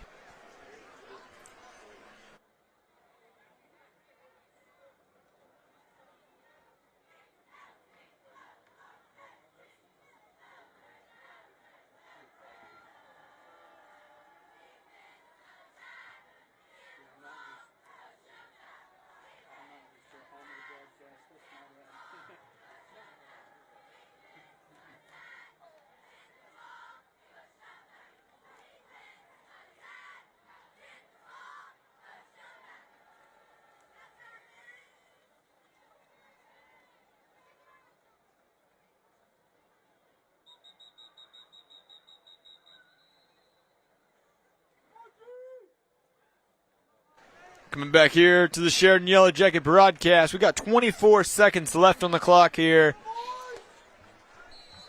And 2nd down and 5 for the Wildcats. Sheridan looking to make a stop here. Jackets down by 6.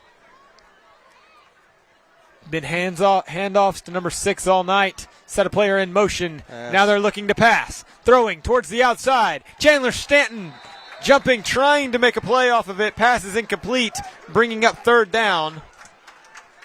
19 seconds now on the clock. Had him covered like a blanket out there. Suffocating defense.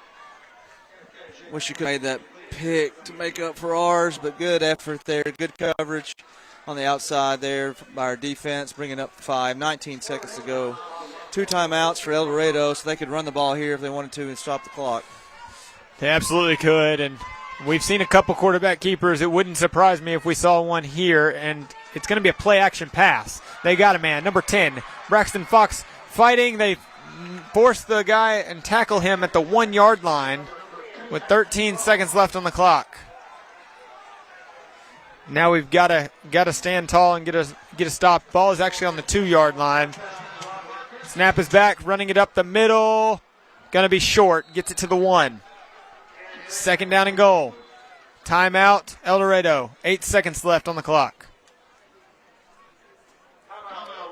This is a crucial time for the defense right here, Jeremy. It's 2nd down at the 1-yard line.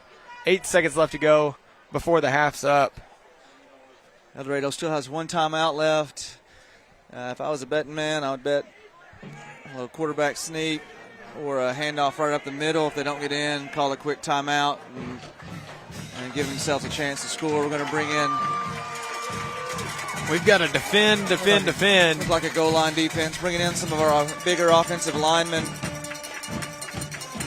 to maybe stop the run up the middle or the quick quarterback sneak. I think we may be expecting something up the middle here. Coach Kelly's always got a plan, and we need it here.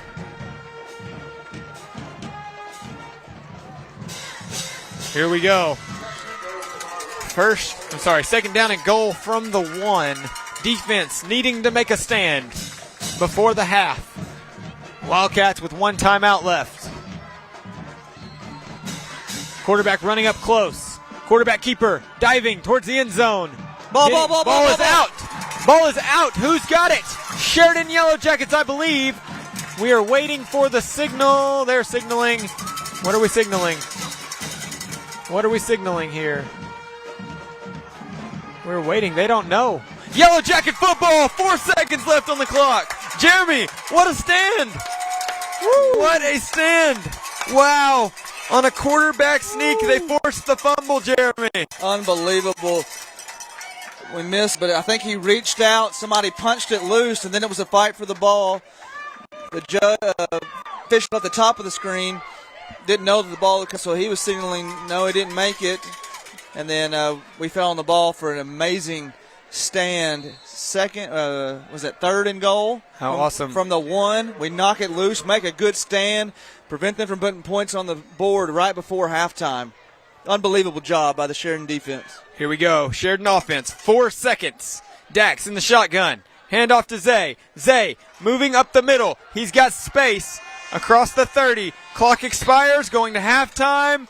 42-36. It's been a tight first half, Jeremy, and we are looking forward to a great second half. Great first half of football for our offense, especially. Going to go down to Mike, Coach Kelly, real quick here. Hey, Coach, tight first half. You got to feel like it could have been a little bit better. When I make a coaching decision, I make the freaking coaching decision. Tight first half. You got to feel like we had some self-inflicted wounds that it could have been we could have a lead, even a bigger lead. What do we do in the second half, and what do you say going into the locker room? We have to fix our self-inflicted wounds. You said it perfectly. I mean, I don't know how to put. I'm going to put this as good analogy as I can. Cover the kids' ears. We are like an alcoholic drunk looking for a bottle and maybe something to hurt ourselves with at the same time at times. I mean, we find ways to hurt ourselves. The good thing tonight is we've come back and we asked the kids, when you make a mistake, to make up for it, and they have so far. You saw Eli fumble. He's been making great blocks. He's made a great run. We had Peyton messed up on a play. He comes back, goes over the middle, catches a touchdown pass. Dax messed up on a couple plays, throws some nice balls.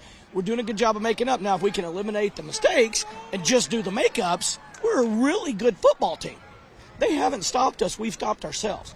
We got 2 onside kicks in the first half, and they've still got 42 points. We've got to sharpen it to freak up on defense. We're getting to our spots. We're just not tackling like we have to tackle.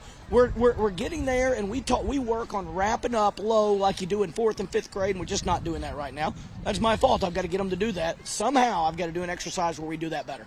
All right, great. Thanks, Coach. Good luck in the second half. Sorry about that analogy. Thank you, Coach Kelly, and thank you, Mike, for that sideline report. I love the honesty. I mean, yeah, I love the honesty. It is refreshing to hear just straight honesty. But Mike, you got something else down there? Coach did, just so y'all know, Coach did apologize for that analogy, but I mean, he was just speaking the truth, and I think it kind of hits home. Sometimes, you got to say the first thing that comes to mind, and if that's hey, that's okay. At least, like you said, honesty. We got to clean up those self-inflicted wounds. Way to word that down there, Mike. Been practicing this for a little while, huh? I drew it out in the dirt down here so I wouldn't forget what to say. Oh, there you go. So thankful for Mike in the Nash Therapeutic Sideline Report, able to interview Coach Kelly at halftime. We're going to take a break. We'll do a recap here before we get back into the second half. But we'll take a break for now.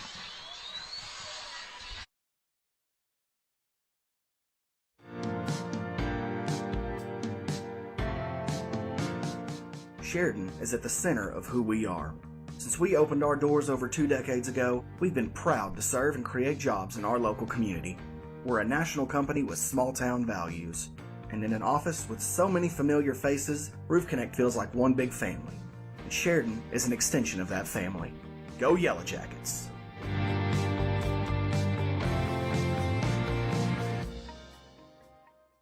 First Trust's Mortgage Strong mobile app is your one-stop shop for all things home loan. Mortgage Strong is the quickest and easiest way to apply for a home loan, calculate your mortgage, scan documents, and track your loan progress. All the tools you need, all in one app. First Trust Home Loans. Mortgages made easy.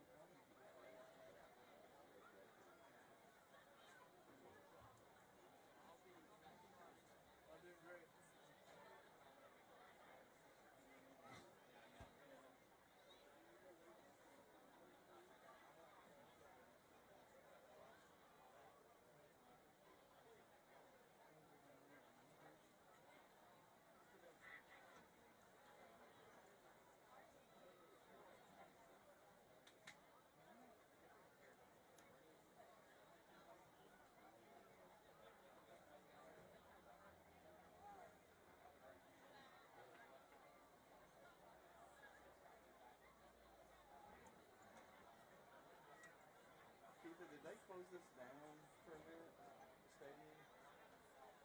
We played here, but I feel like they closed it. No, I don't think they ever closed it down. Not that I remember. No, we haven't been to a game here in ages. I was saying that whole box up there is new. I remember when what was over there was the equivalent of what's over here. But it may not be new. And last time I was here, they didn't have that turf down. Nice turf. But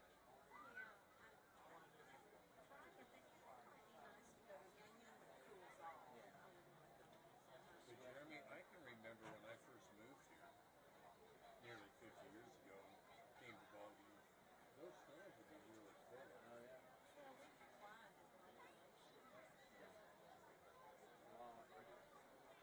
graduating class was like 167, and I think the class now is probably half that.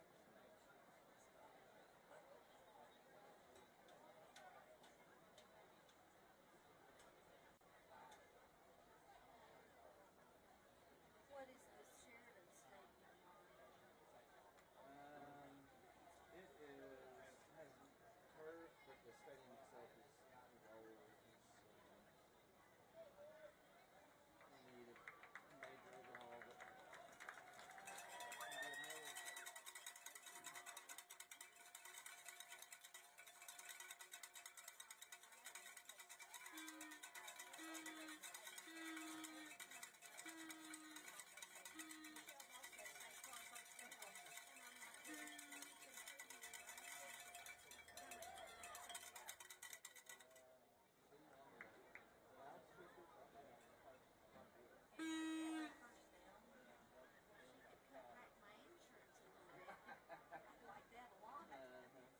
It's just gone up like crazy.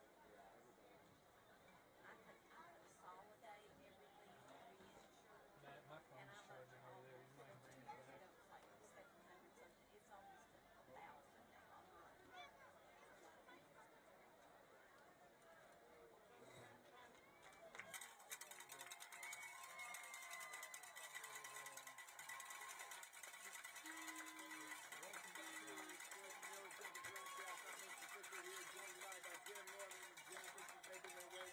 To the field with 3 minutes to warm up here before we begin the second half. If you're just joining us, you missed one offensive showdown here in El Dorado by both teams, really, but I'm going to concentrate on our Sheridan YellowJackets. Outstanding performance, starting with our offensive line. I just remember a couple of missed blocks, but for the most part, they've given maximum protection. They have created running lanes for our running backs. Zay's had a great first half. Big play Zay. You know, he's going to make plays in space. Eli Turner scored a touchdown, made some key blocks. Dax has thrown the ball accurately all night. I just remember one, maybe two off throws. Our receivers have ran good routes, caught the ball, probably 90, 95% of their attempts. They got their hands on the ball. A couple of big drops, right here before half specifically. Had an open receiver, hit the shoulder pad, bounced straight up, turned into an interception. And then right before the half, we had Coach Kelly on talking about things that you and I talk about, just how our team is a really, really good football team, and if they can clean it up, not make mistakes, not make bonehead mistakes, just bad decisions, and then clean up the penalties, they're a really, really good football team. We scored 36 points, and we had penalties, and we had interceptions and turnovers. And so offensively, though, very, very proud of our team. Done an excellent job. I hope we can keep that up in the second half. It has been a phenomenal showdown here at Memorial Stadium, Jeremy, and really you're at a point in this football game where it's not necessarily can we win, it's how can we do this and how are we going to start this coming out. I believe we are kicking. I think we're kicking first coming out of the half. Will we recover our third onside kick of the night? We had a spell earlier in the first half, Jeremy, where we recovered 2 in a row and had 3 straight touchdowns. Yeah. We were, and it was what's beautiful about our offense, Jeremy. They don't know if we're running. They don't know if we're passing. We can have a split backfield and we'll throw the ball 30 yards. Yeah. They don't know what we're going to do. And to be able to do that on offense is phenomenal. They have had run. They had one breakaway run from their quarterback where it was designed to fake it to their running back, who's number 6, and then their quarterback waited till it was last second and ripped away on the left-hand side. He broke away for a good one, but that's really been the only quarterback keeper of the night, and I was really expecting more. But to your point, they have given us a constant feeding of the run. El Dorado has, and our defense has just got to find a way to make a stop, because our offense, if we continue at the pace that we did in the first half, is going to have tremendous amount of success, and it's going to boil down to our defense keeping El Dorado out of the end zone and making some big plays. So we're going to receive the ball here. I couldn't remember correctly. It is going to be Sheridan YellowJacket ball here after the half. So that huge stop right before halftime was huge, Jeremy. They intercepted the ball from us off that one that hit their shoulder pads, and the Sheridan YellowJackets got to stop on the 1 yard line. They forced a fumble actually, and got the ball back and created a little play for Zay. Got about 20 yards, took us into halftime. So that brings us to where we are now. And we've seen some pooch kicks and a squib kick by number 9. Looks to be about what he's setting up again this time. Kick coming. Pooch. Parker Mullins with a good catch from the 35. Trying to make a man miss. Ball is loose. Scooped up by number 0. El Dorado football. Not what we were looking for. Those are the mistakes we're talking about. We get the ball in the second half, return the kickoff, and we fumble it right away. It's the second fumble recovery by number 0 for El Dorado. And that's a hard start. We come out of the locker room. All right, let's go. Let's win the second half, and then we have a turnover. So we're going to see what kind of attitude, what kind of gumption here we have as a team. We've got to stop them here, keep them out of the end zone, hopefully. Going to have a similar formation to what they've been running all night. They're running back in the backfield. Hand off to him. He's going towards the middle. They're going to hit him at the line of scrimmage. Short gain by him. Gain of 1. Brings up second down. Weston Ramsey came from his end spot down the line to make a good tackle, holding his wrist there. Hope he's okay. But, good minimal yardage there given up by our defense on first down. On another run play from El Dorado. Snaps back. Going to be a handoff up the middle. Stop before the line of scrimmage. No gain on the play. Brings up third and decent yards to gain. 3rd and 8. That's Jacob Pilkington that shot a gap and just got down low as he could get, and ended up tripping up the running back right at the line of scrimmage for a good defensive stop. And this has been whenever we've seen their runs from the option runs from the quarterback or from the receiver. The running back. Quarterback's going to keep it. Running, trying to get stops. They had a block there on the end on the left. Touchdown Wildcats. Turnovers turn into points. You hear that any level that you're on, but turnovers turn into points. We're in position here. We got to hit him. Boom, hit him.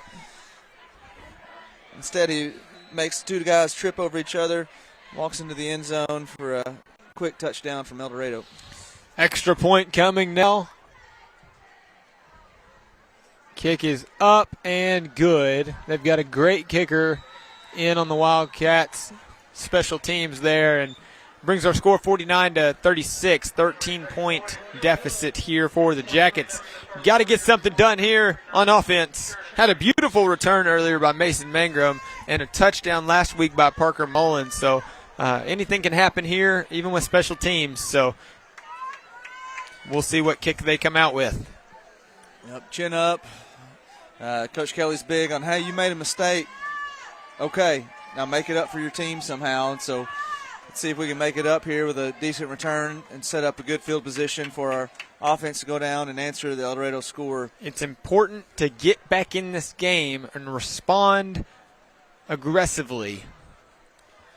Yes, 21-7 El Dorado in the first quarter, and that's when we made our run and ended up taking the lead late in the second quarter. So, like I said, we're down. We're not out. Got a lot of football left. We just got to take care of the football. Get some momentum going our way. Receiving core is scooting up to the 25. Kick is coming. Squib kick.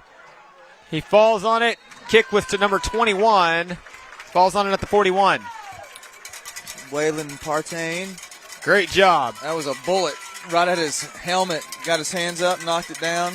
He did a good job falling on the football. You don't want to try and return that. If you're in that close line of defense, just lay down, let your offense come out and do some work. Great field position. Here we go. 1st and 10 for the Yellow Jacket offense. 10:18 left to go in the third quarter. Trips on the right, standalone receiver there at the top of your screen. Dax and Zay. Zay, little bubble route across the line of scrimmage, gain of 1. Brings up second down. Just a quick hitter on first down, trying to get Zay in space. Little flare pass out to the right. Minimal gain, but pause yards, 2nd and 8, we'll call it. Play is coming, bunch formation here. Snap, pass, looking to pass. J.P. Black, ball was thrown just behind him. Going to bring up 3rd and long for the Jackets. Want a deep in route in the middle. Once you get in between the defenders as a receiver, sometimes you just got to sit in that zone and wait for the ball to come to you. JP kept running there. Miscommunication between Dax and JP. 3rd down here. Need a conversion right here, Jeremy. Cannot let this defense have a stop. We've got Zay Stevens in the backfield and twin receivers on both sides. Snap is back. Dax rolling to the right, looking to pass, throwing. Just enough on it. Jace Bradshaw through his hands brings up 4th and 9. Went through the hands of Jace. That's a tough pass and catch. Had a shot at it. I don't know if he got a foot in bounds, but he would have caught it anyway. So big 4th down here right off the bat. 9:32 in the third quarter. Clock's rolling. Showing an empty backfield. Looks like a passing play is going to be dialed up by Coach Kelly. You got 5 wide, quads on the left, and Zay Stevens there at the bottom of the screen. They're going to double team Zay. They are. I don't really blame them. Snap is back. Looking, rolling left, throwing. Peyton Starrett. Many yards across the 40, tackled at the 35. Big, huge play. First trust someone, 1st down and a 4th down conversion. Great conversion there. Good confidence in Dak. Peyton letting that play develop with a rollout pass to the left. Peyton runs a deep out route, had the 1st down. When he caught the ball, turns it upfield for extra yards after the catch for the Yellow Jackets. Had my heart racing there, Jeremy. I was a little bit nervous. 1st and 10 for the Jackets from the 35. Split backfield. Snap is back. Play action. Almost intercepted. Number 7 got his hands on it. Wiley had some room there. Jackets now 2nd and 10. Number 7, that's A.J. Gilmore for El Dorado. Just read Dax's eyes and dropped back, kept getting depth and depth. Almost picked that thing off. If Wiley could have ran a deep post there, that thing was wide open. Nobody was back deep. Safety had snuck up there. Let's see if they go back to it. Trips on the right here. We got Zay in the backfield. Snap is back. Hand off to Zay. Zay tucking his head, going through the middle. Still moving forward. He got a flag down on the play. And they're going to blow the whistle and blow it dead with a gain of 2. We'll see what the flag is. I think it's holding on the offense.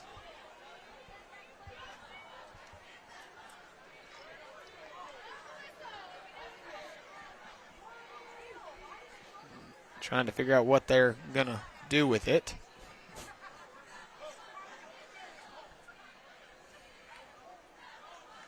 Holding on the offense is declined. So that gives a gain of 2 yards and brings up 3rd down and 8. Interesting decision by the El Dorado coach on that one. Trips on the right. We got Peyton Starrett there at the top of the screen. Dax and Zay in the backfield. Snap is back. Dax rolling right immediately.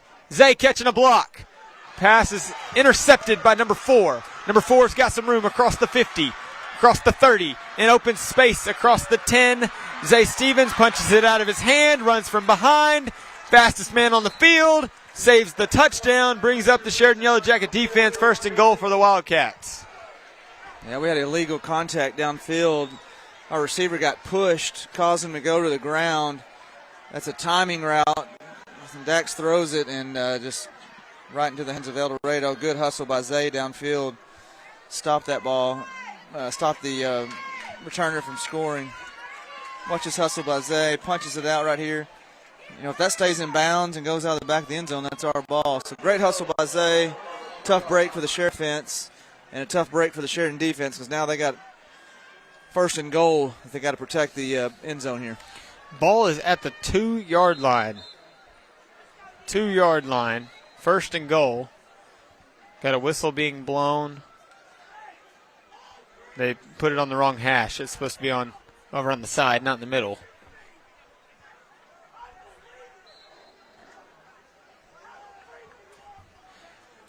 First and goal from the 2. Wildcats. Running it in is the quarterback, number 8. El Dorado touchdown.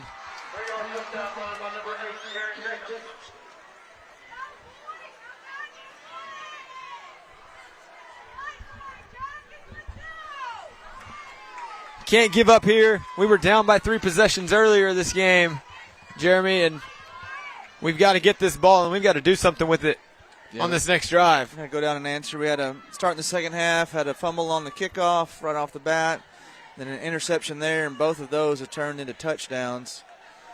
Kick is up and good. Making it hard on ourselves. Down 20, 8:22 to go in the third quarter. Little momentum swing coming out of halftime in favor of El Dorado, and we need to get that momentum back. It's a real thing in athletics. You get momentum on your side, and good things happen. Like in the first half, down 21-7 is Sheridan. We get momentum on our side, and we score. We get 2 onside kick recoveries, score on those possessions, and before you know it, we're back in the lead, and so we need some of that momentum back in our favor. Momentum requires discipline and execution, taking care of the ball. No penalties. Good things happen when you do the right thing. So take care of it here right off the kickoff. It's time to get something done here on offense. First, we got the return attempt here by Mason Mangrum and Parker Mullins. Been a lot of short kicks here by number 9. We'll see what he does with it this time. Looks like he's stepping it off to kick this one away for good with a 20-point lead. Need a good return here. We go. Number 9 there, kicker, done a great job so far tonight. Kicking it. Looking for Mason Mangrum. Ball is out of bounds. Sheridan Yellow Jacket football, I believe, is at 35. Kicked it right out of bounds. Mike's down on the sideline trying to wrestle the football. I see you down there, hands. Have butterfingers. All right, Jackets, let's go. Head up. Dig down deep. Find something within yourself. Put a drive together here. Keep us in the game. I think they didn't quite realize it was that ball was at the 35. Here we go. Dax with the play call, making his way in there. Time to get something done on offense. We've got a great offense. We've got onside kicks. We just need to put them together and work on getting this football game back. Bunch formation here. Direct snap to Zay. Dax trying to get some blocks. Zay with a gain of about 3 on first down. Direct snap to Zay. Dax leading the way there. Becoming a blocker. Good positive yards on first down. Be second in about 6 or 7. Crowd's a little frustrated on the hit on Zay right there when he got out of bounds, pushing him into the bleachers. No flag, though. Similar formation here. Twins on both sides. Zay in the backfield. Tightly packed in there. Dax looking to throw. Making a throw over the top. Jace Bradshaw across the 45, and a First Trust Home Loan first down. Jace gets behind the safety. Safety's looking at Dax, reading his eyes, doesn't give himself enough depth, and Dax drops it right over the safety's head to Jace for a good completion. First and YellowJackets. That ball was placed perfectly to where the safety couldn't get it. That was a beautiful pass by Dax and a great catch by Jace Bradshaw. 5 wide this time. Snap is back. Pitch pass to Zay. Zay moving up the middle. Across the 40. Across the 30. Across the 20. Pushed out of bounds. I think at the 20. 7:48 left and a clock that stopped. take a pancake block to the column of Cowden here. Right there, you just see it right there at the beginning of the play. He pancakes his guys, giving Zay space to run, and a good run from first down. Where you at, Mason? Would you say the 20? Yeah, I believe ball is on the 20-yard line. Zay in the backfield. Twin receivers on both sides. Pressure is coming. Here it is. Throwing it. Threw it forward towards the line of scrimmage. I think he had one receiver right there. Mason Mangrum, I believe, was it. No, JP Black. Was there. It was a screen to Zay, it looked like, but the blitz was a good play call by El Dorado. Set the screen, disrupt the timing of the screen. Zay was in the area. El Dorado's coaches are upset. They thought it hit a lineman, but Zay was right there. It did not hit a lineman. It did hit the ground.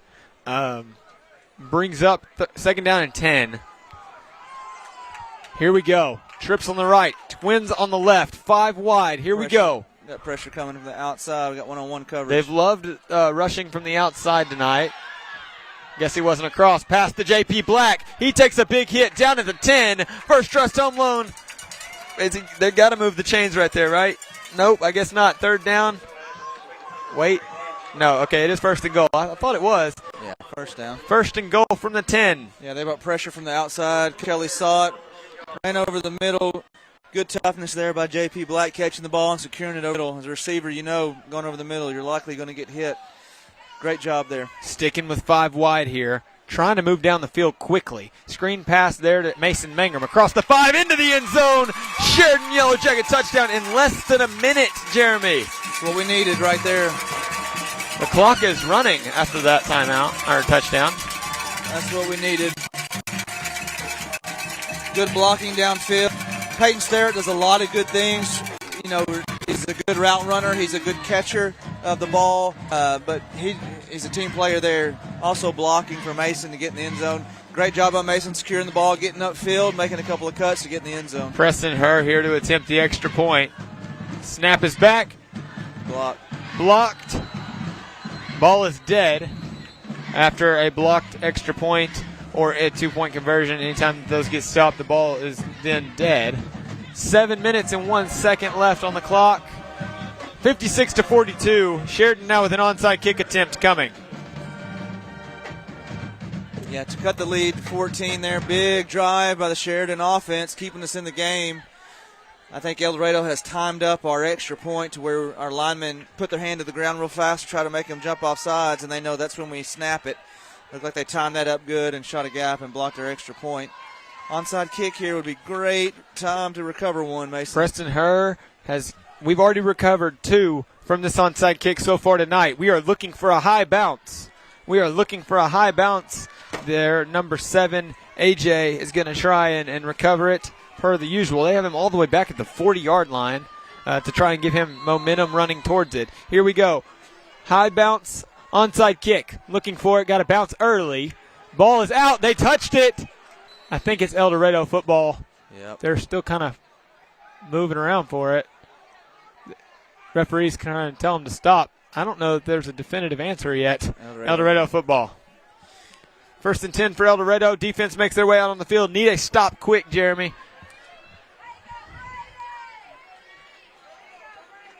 So the onside kick looked like it hit one of the El Dorado defenders, but El Dorado jumped on it, and there was a scrummage for the ball afterwards. But you're right, Mason. 50-yard line. We need a stop. It's been run from El Dorado, and we need to gear up, different level here. Shoot a gap, make our reads, shoot your gap, and stick them in the hole. At this point, they're going to continue to run the ball up 14, so we need to make those stops. Running by the quarterback, number 8, quarterback keeper, right-hand side, inside, chasing from behind. That was Braxton Fox with the tackle. Huge gain for El Dorado. Yeah, little option read play, fakes the handoff, and then right up the gut. Big play, good hustle by Braxton, chasing him down, grabbing hold of the jersey, saving a touchdown there. So we got to count for the quarterback now. These quarterback keepers, what I was kind of seeing and what I was worried about coming into the night, and now they are proving to be an issue. First and 10, number 6 with the handoff, breaks free on the right-hand side into the end zone. Touchdown Wildcats. It's a quick two-play drive from El Dorado. Not what we needed there. Offense, we put together. Right up the middle. Sorry, Mason. That's right up the middle 2 times. I mean, that's right in the heart of our defense twice for a score. So I think they're going to pretty stern talking to when they come to the sideline about grit and doing a job here. Yeah, I think you're exactly right. After this extra point attempt, offense had a really good drive last time. Need to continue to put that work together. Continue to go out there on offense. Scoring 42 points for an offense is pretty great, but you just can't allow this many points on defense at this point. We need onside kick recoveries at this point, and we need defensive stops whenever we're on defense. Mason Mangrum and Parker Mullins are in to receive. Down 21. And defense coming off the field. It just looks like their head's spinning, like what's going on? We need a leader in that huddle under that tent to get everybody going. Somebody needs to be a leader in there and tell them, hey, it's time we make a stop. Yeah, it's not what over. What has happened has happened. It's not over. We just have to get it back. Over 100 points scored in this football game so far, Jeremy. Number 9 stepping back. This is where we see either a pooch kick or a squib. Receivers stepping up into it from now to the 25-yard line. Last one was a line drive kick. This one short. Mason Mangrum fields it. Great job getting it at the 20-yard line. He's now across the 30. Takes a hit. Still on his feet. Gets to about the 32 before he's stopped and dragged backwards. Sets up decent field position for our offense here. 1st and 10 for the Jackets. Got a flag down the top of the screen there. Yeah, we do. That was good hands by Mason, though. It was a bullet skipped, and Mason did a great job fielding that ball, using his hands, and getting a positive return. Let's see what penalty we have here. Waiting to see who it's on.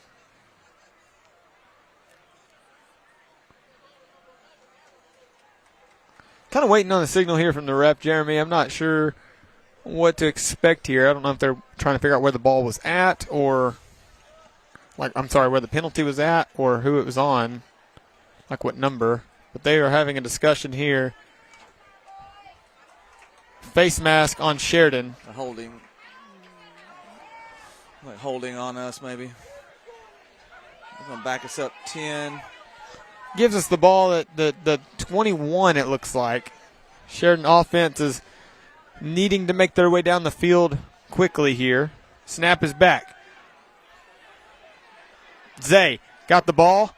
Quick little, it kind of took him a little while, but Dax had a lot of time back there in the pocket. Good gain by Zay there on 1st down. Yeah, he had all day to throw. Zay started here. Runs a whip out. He comes all the way around. Dax has enough time to wait for him to clear. He also had a receiver down here on the bottom of our screen. Parker Mullins was open as well. Had a couple out there. Positive yards, though, on 1st down. Similar formation here. There's a lot of space between Jace Bradshaw and his defender. They're going to throw it deeper to Parker Mullins. Catches the ball. First Trust Home Loan 1st down. He's knocked out of bounds at about the 44. Yeah, had good space down here, like you said, at the bottom of the screen. Jace fakes the screen, and Parker runs a sideline, just a go route down the sideline. Good read by Dax. Good ball. Big play on 2nd down for a 1st down, Sheridan. 5:35 to go in the 3rd quarter. Here we go. Twins on the right. We've got one receiver there. I'm sorry, Twins on the left as well. I didn't see that other guy tucked back there. Handoff to Zay going up the middle. Breaks free across the 50 into Wildcat territory. Now he gets stopped at about the 43 of the Wildcats. Good gain that time by Zay and a big First Trust Home Loan 1st down. Yeah, good run right at the heart of the El Dorado defense. Shifty moves by Zay. Left and right, left and right, left and right. Getting positive yards along the way. Thought the official was going to be a blocker here for us for a second. Got out of the way, but good positive play on 1st down by our offense. Good job by the line and shifty running by Zay. Same formation here. Twins on both sides. Coming into it. Dax getting the final play. You have multiple plays from every formation. Here we go. Snap is back. Hand off to Zay. Back to Dax. Dax throwing. It picked off. That's A.J. Gilmore with the interception. He's still going. Hit by Peyton Sterrett right there at the 50. Fell forward. Got a few more yards. Wildcat offense going to make their way back out onto the field. Yeah, try to trick play. And Dax looks like he had some pressure coming up the front. Threw a line drive pass there. If he gets some air under it, it goes behind the safety for a big play, but threw it a little flat. Safety did a good job staying at home, making a play there for El Dorado. 4:56 left to play in the third quarter.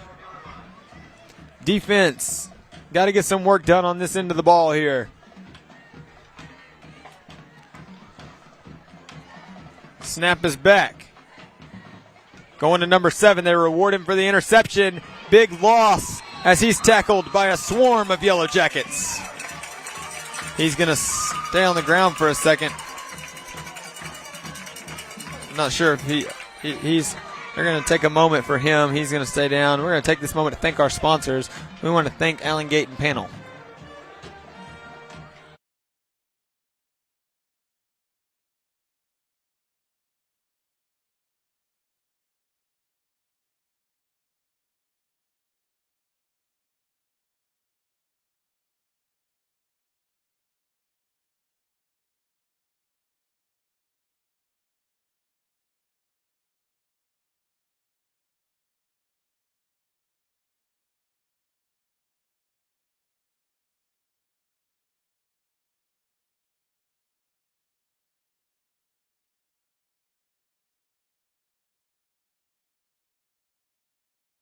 Coming back into it here. He was able to get up and jog off the field. I believe it was just a cramp there. 4 minutes, 40 seconds left to go. Good play. Tackle for a loss that time. Yeah, Reed Stevens came up from her safety position, make that initial contact, and then there was a swarm of YellowJackets there on the stop. Screen pass there to number 12. Kind of bobbled the ball there for a second. Gets a very short gain before he's tackled. Not a lot of passing plays come from this El Dorado offense. And the Jackets have capitalized when they do. A great pursuit by our defense. That's Jacob Pilkington coming from his linebacker position. We got number 40 there. Copeland Crutchfield making a play tonight. Good job, Copeland. Good pursuit. Good hustle. Good to see that hustle, even though we've had some points scored against us. Defense is not folded up, not giving up. Like to see that from our guys. 4 minutes left on the clock here in the third quarter. 3rd and long for the Wildcats. I believe they're going to let it go down and take a timeout here. They are going to let the clock go down. Play clock went down to 2 seconds. They took a timeout. We're going to take this opportunity to thank our main sponsors. Thank you, First Trust and Platinum Roofing.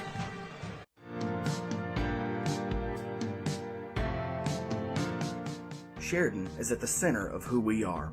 Since we opened our doors over 2 decades ago, we've been proud to serve and create jobs in our local community. We're a national company with small-town values. And in an office with so many familiar faces, Roof Connect feels like one big family. And Sheridan is an extension of that family. Go YellowJackets!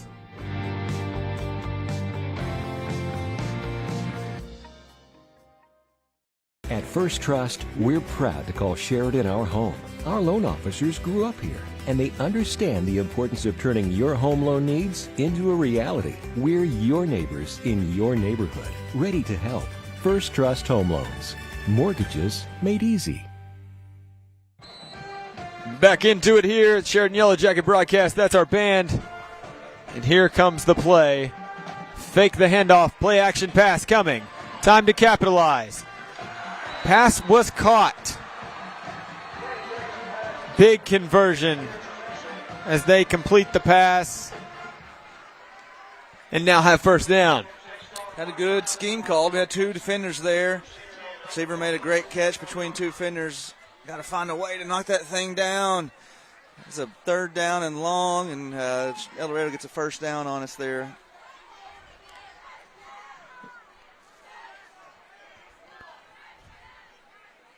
Seen quite a few passes here on this drive by the El Dorado offense.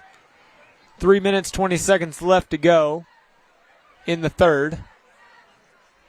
Snap is back. Looking to pass again. Ball is thrown, aired out.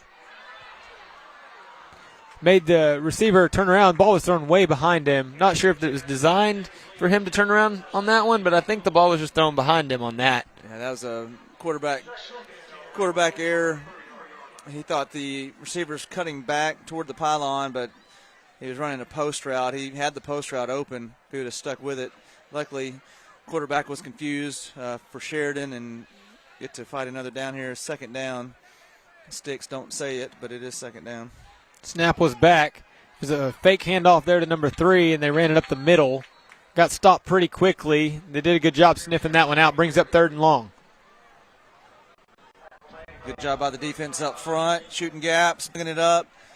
You can see right now when we go back to the live stream that Sheridan has put a lot of players in the box. That's about a 10-yard wide and 10-yard deep space. We consider that the box, and Sheridan is stuffing the box, trying to keep El Dorado in check on the run game, which is why we've seen a little bit more passing on this drive.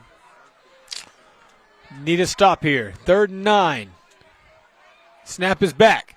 Quarterback looking to throw. Pressure coming. Throw is to number 7, A.J. Gilmore in the end zone.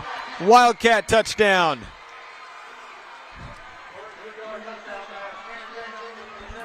And when you stuff the box like that, you put a lot of people in the box. It usually ends up in one-on-one coverage, and we just got barely beat just out of the reach of our cornerback there. And they're going to get unsportsmanlike for celebrating, it appears, after the play. It's going to Platinum Roofing penalty flag comes in. It is still a touchdown. It is unsportsmanlike conduct on the offense. It's going to back up their attempt. Or no, they're going to force it. Yeah, they're going to take it up. Sheridan has elected to take that on the kickoff, which I think is a really good call.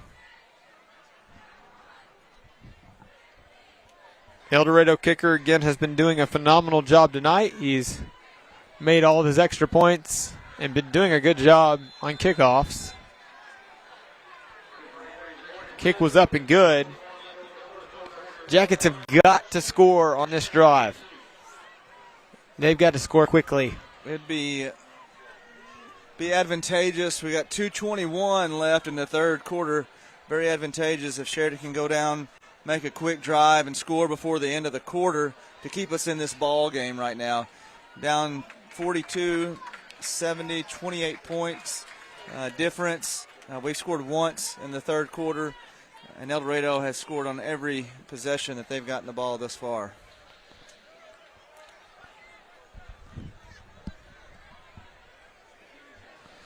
The kick is, they're so far backed up that their kicking team didn't realize where they were kicking from. Yeah, they lined up behind us. They didn't realize that they're kicking off from the 25-yard line after the unsportsmanlike conduct call.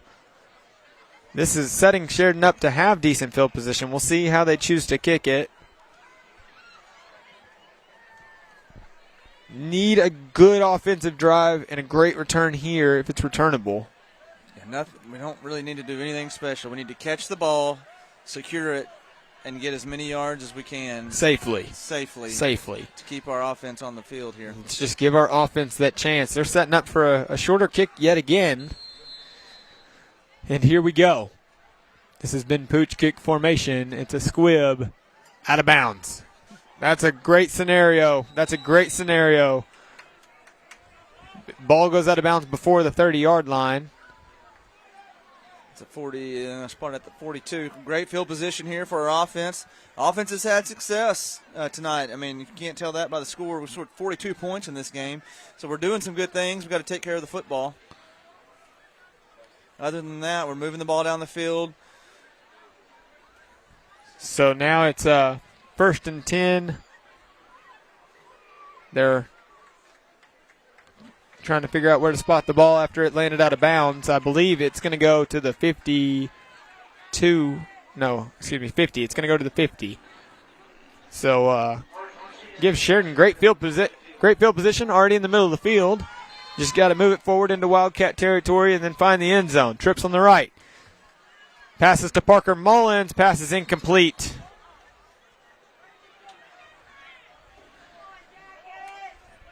Now we've got 2:16 left in the third, 2nd and 10 from the 50 here. Tried a quick hitting screen. Dax looks right, comes back to his left for a quick hitting screen. Just didn't secure the ball before we ran.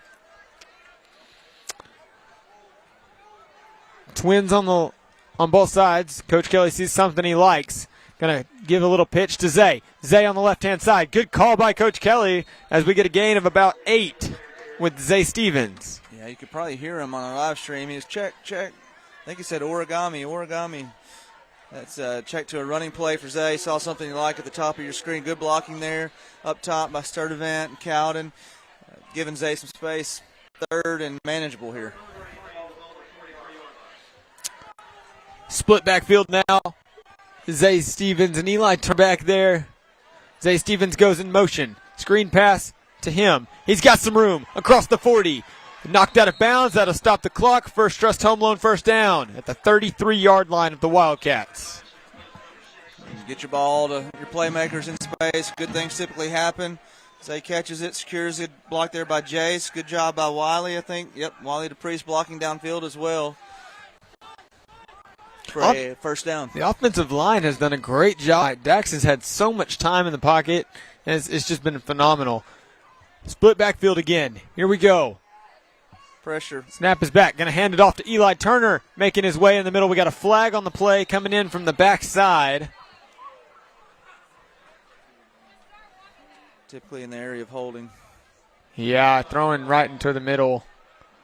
Not a whole lot of penalties that usually come from that middle. Going to back them up and replay first down here. Had a good play call there. They brought a corner blitz at the bottom of your screen, and we run it inside right off the guard. Had a good positive play, but got called for holding there. They're going to pull Eli this time. Here we go. Usually this means we're looking for a pass play or some quick dump to Zay to try and get some positive yards. We got 1st and 20 coming from this Jacket offense. Twins on both sides. Zay Stevens in the backfield. Needs some positive yards here. We got a blitz coming. You can see them kind of bringing that pressure. Still got a lot of time. Ball's thrown to Peyton Sterrett. Peyton Sterrett with the completion. Still on his feet, moving forward, fighting, getting to the 21-yard line. And that was over 20 yards for a First Trust Home Loan first down. Simple pass and catch. Peyton runs right up to seam as the inside receiver. And they got to choose. They go outside and cover the top receiver, or they come inside and cover Peyton. They left Peyton open. Good eyes by Dax. Same formation. This wins on both sides. Snap is back. Hand off to Zay. Zay trying to break that last tackle. He can't do it. Gets across the 20, though, to the 19-yard line. Brings up 2nd down here. Little inside counter. Jay's just a little off on his timing on the block. Still going forward, not backward. Snaps back. Same play. Hand off to Zay going on the right-hand side. Cutting forward, gets a few more yards this time. Falling forward, gets him right at the sticks. That's going to be a First Trust Home Loan first down for Zay. Good patient running by Zay, getting behind his blockers there. Getting positive yards. Patient running, it's hard to teach. Something you got to learn or you're born with, but you got to wait sometimes for your blockers. That's what Zay did there. Good job at the line, getting to the 2nd level. First down from the 11 here. 25 seconds left on a clock. That's still winding down here in the 3rd quarter. 10 seconds left on the play clock. Snap is back. It was high. Still looking to throw. Pass is complete. Jace Bradshaw. Touchdown, Sheridan. 10 seconds left on the clock there in the 3rd quarter. Beautiful pass by Dax. Good answer by the offense. Started this drive with 2:10 left in the 3rd quarter. Put together a good long 2-minute drive starting at the 50-yard line. Good athleticism by Dax to handle a bad snap. Good ball placement. Good run after the catch by Jace. Being rewarded for his good blocking that he's done this game. So man, that's a good drive. That's what we needed. Absolutely. That's how you start this momentum shift. Snap is back. Kick is up and good. That's exactly what we needed. Now we got to come back on special teams and make something happen here with an onside kick. This is crucial. Dax going out there. Love the Love the leadership there, Dax, telling the special teams O-line, good job. Thanks for protecting me. Thanks for giving me that time to make that pass. Good job by Dax going in there and doing that. Great job for him. You know, it would be better than scoring on that drive, recovering this onside kick. Yes, and it's something that we've done tonight. We can do again. Sometimes you just have to get the momentum going in your favor, Jeremy, and when these Jackets have momentum, they're scary. Yeah, exactly right. Coach Kelly's trying to get them fired up, do what it takes here, whatever it takes. We need this ball back. If we recover this, we keep El Dorado's offense off the field. We have not been able to stop them thus far. Maybe a couple of stops in the first half, but the second half, we haven't been able to stop them yet. So we need this onside kick recovery.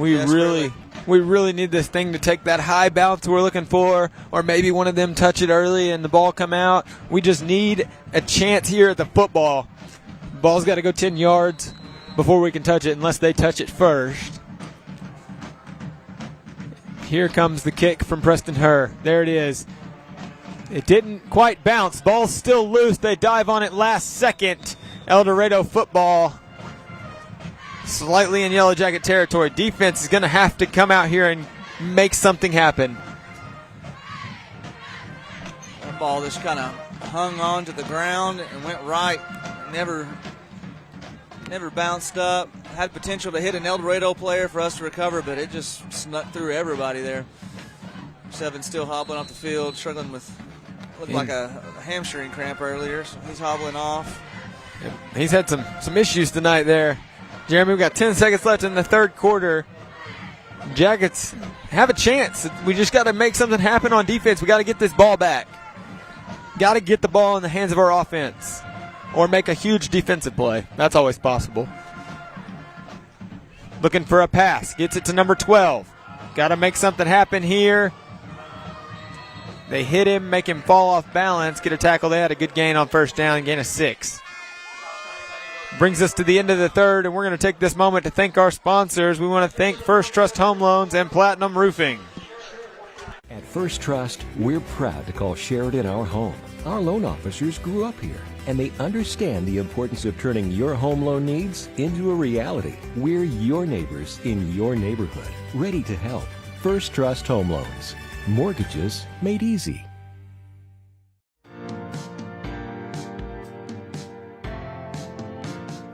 Sheridan is at the center of who we are. Since we opened our doors over 2 decades ago, we've been proud to serve and create jobs in our local community. We're a national company with small town values. And in an office with so many familiar faces, Roof Connect feels like one big family. And Sheridan is an extension of that family. Go YellowJackets!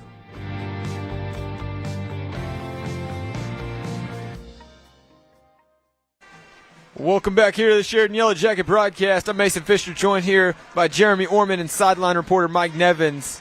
2nd down and 4 for this Wildcats offense. Sheridan looking for a stop. Been a lot of passing here in the third quarter by this Wildcats offense after the running that got them the lead that they have now. Snap is back. Pass attempt coming. Firing downfield.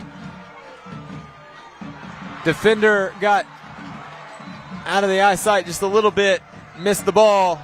Touchdown Wildcats.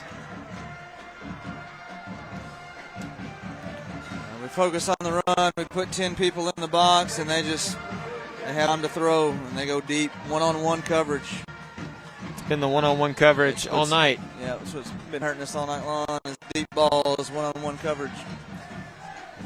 Really, on the season, it's kind of been a repetitive thing we've seen. Yeah, if we have that many people in the box, I'd like to see some blitz or some pressure so that the quarterback doesn't have time to sit there and wait for the receiver to go down 20, 30 yards before they throw it. So I don't mind, all the kids in the box, just bring pressure, try to disrupt the timing of the quarterback and the receiver, give your cornerback some help as well.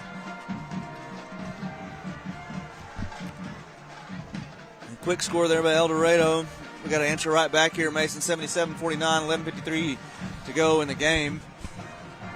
Oh man, I don't have enough fingers and toes. No, I don't.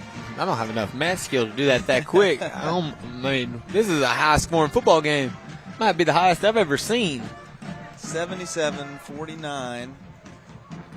was 136 total points.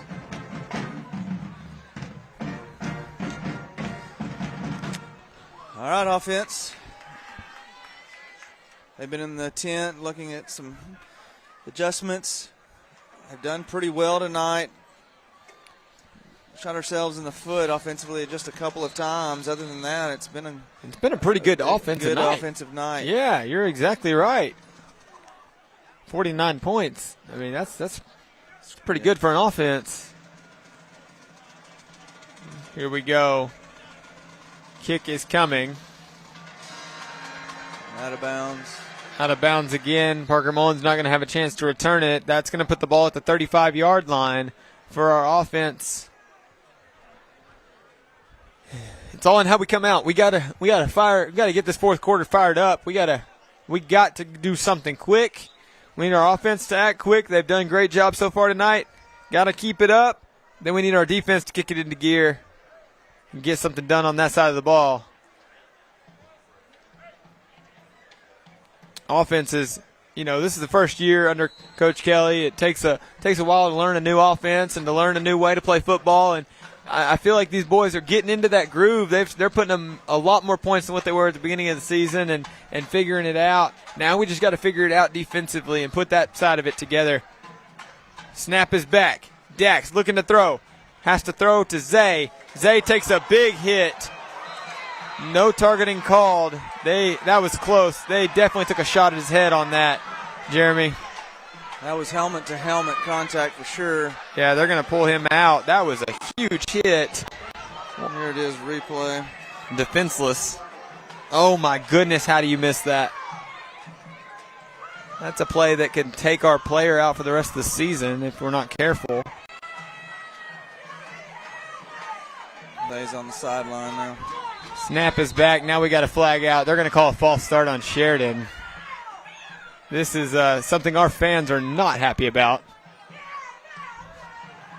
Wow.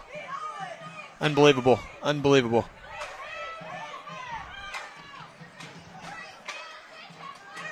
He's on the sideline getting looked at by the trainers.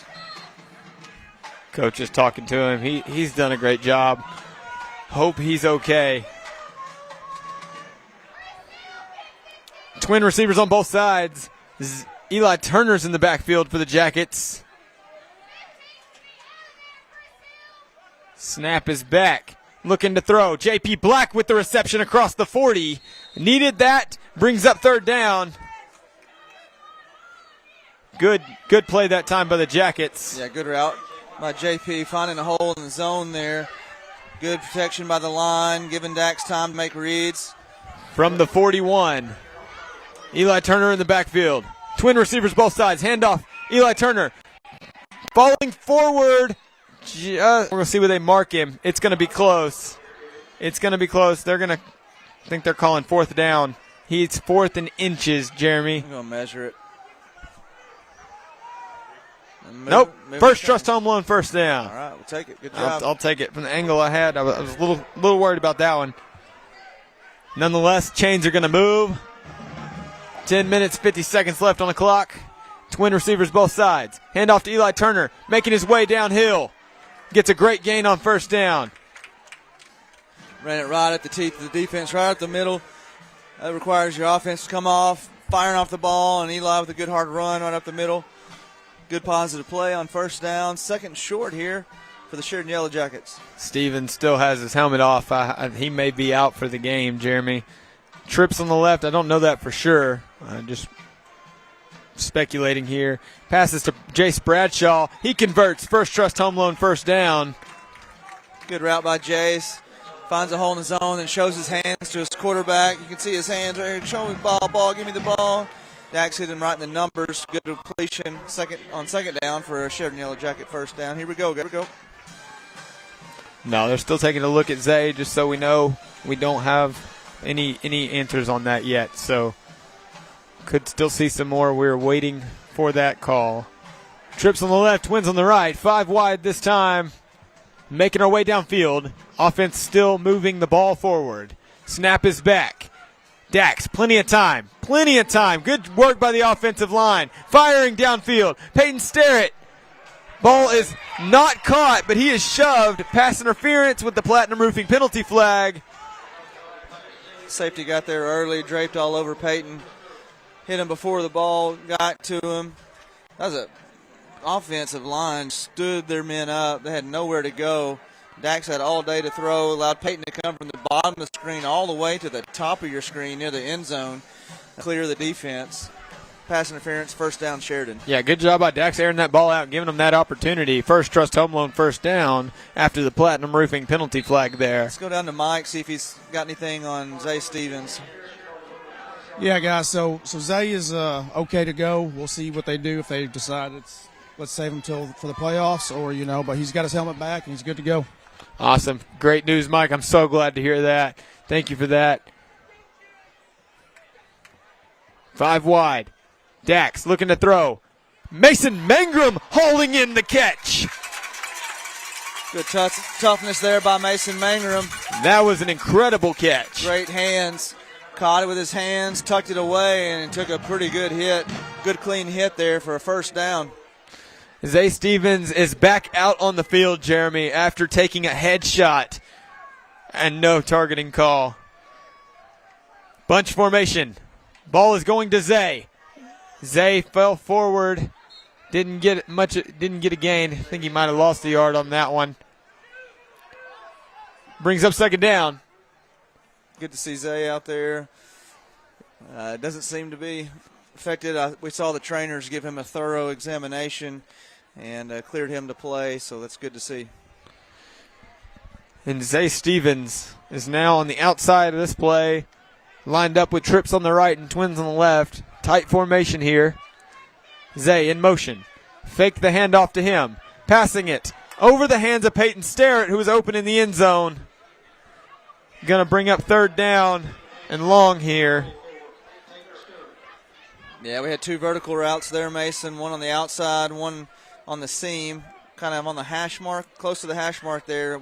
Peyton was wide open on the inside seam and just couldn't connect there in the end zone. So 8:35, clock is stopped on that incomplete pass.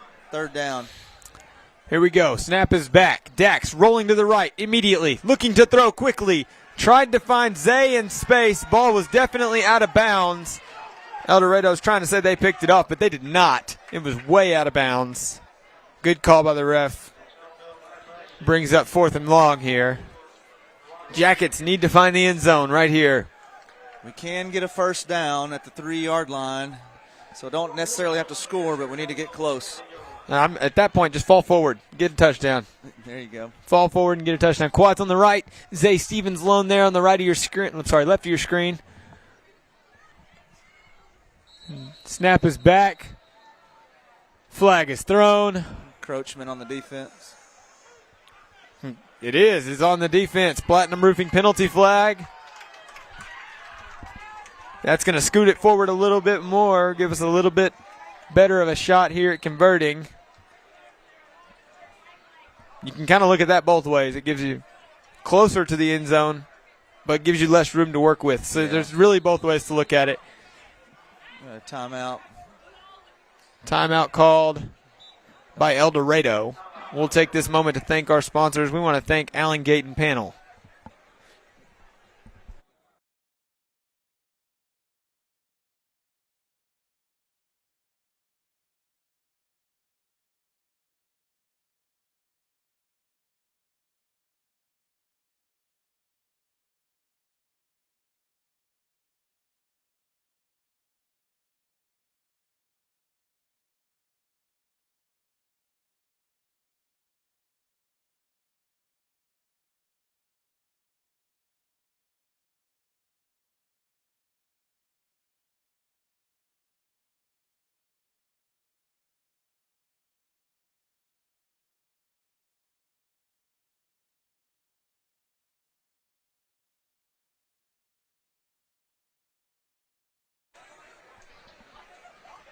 Yeah.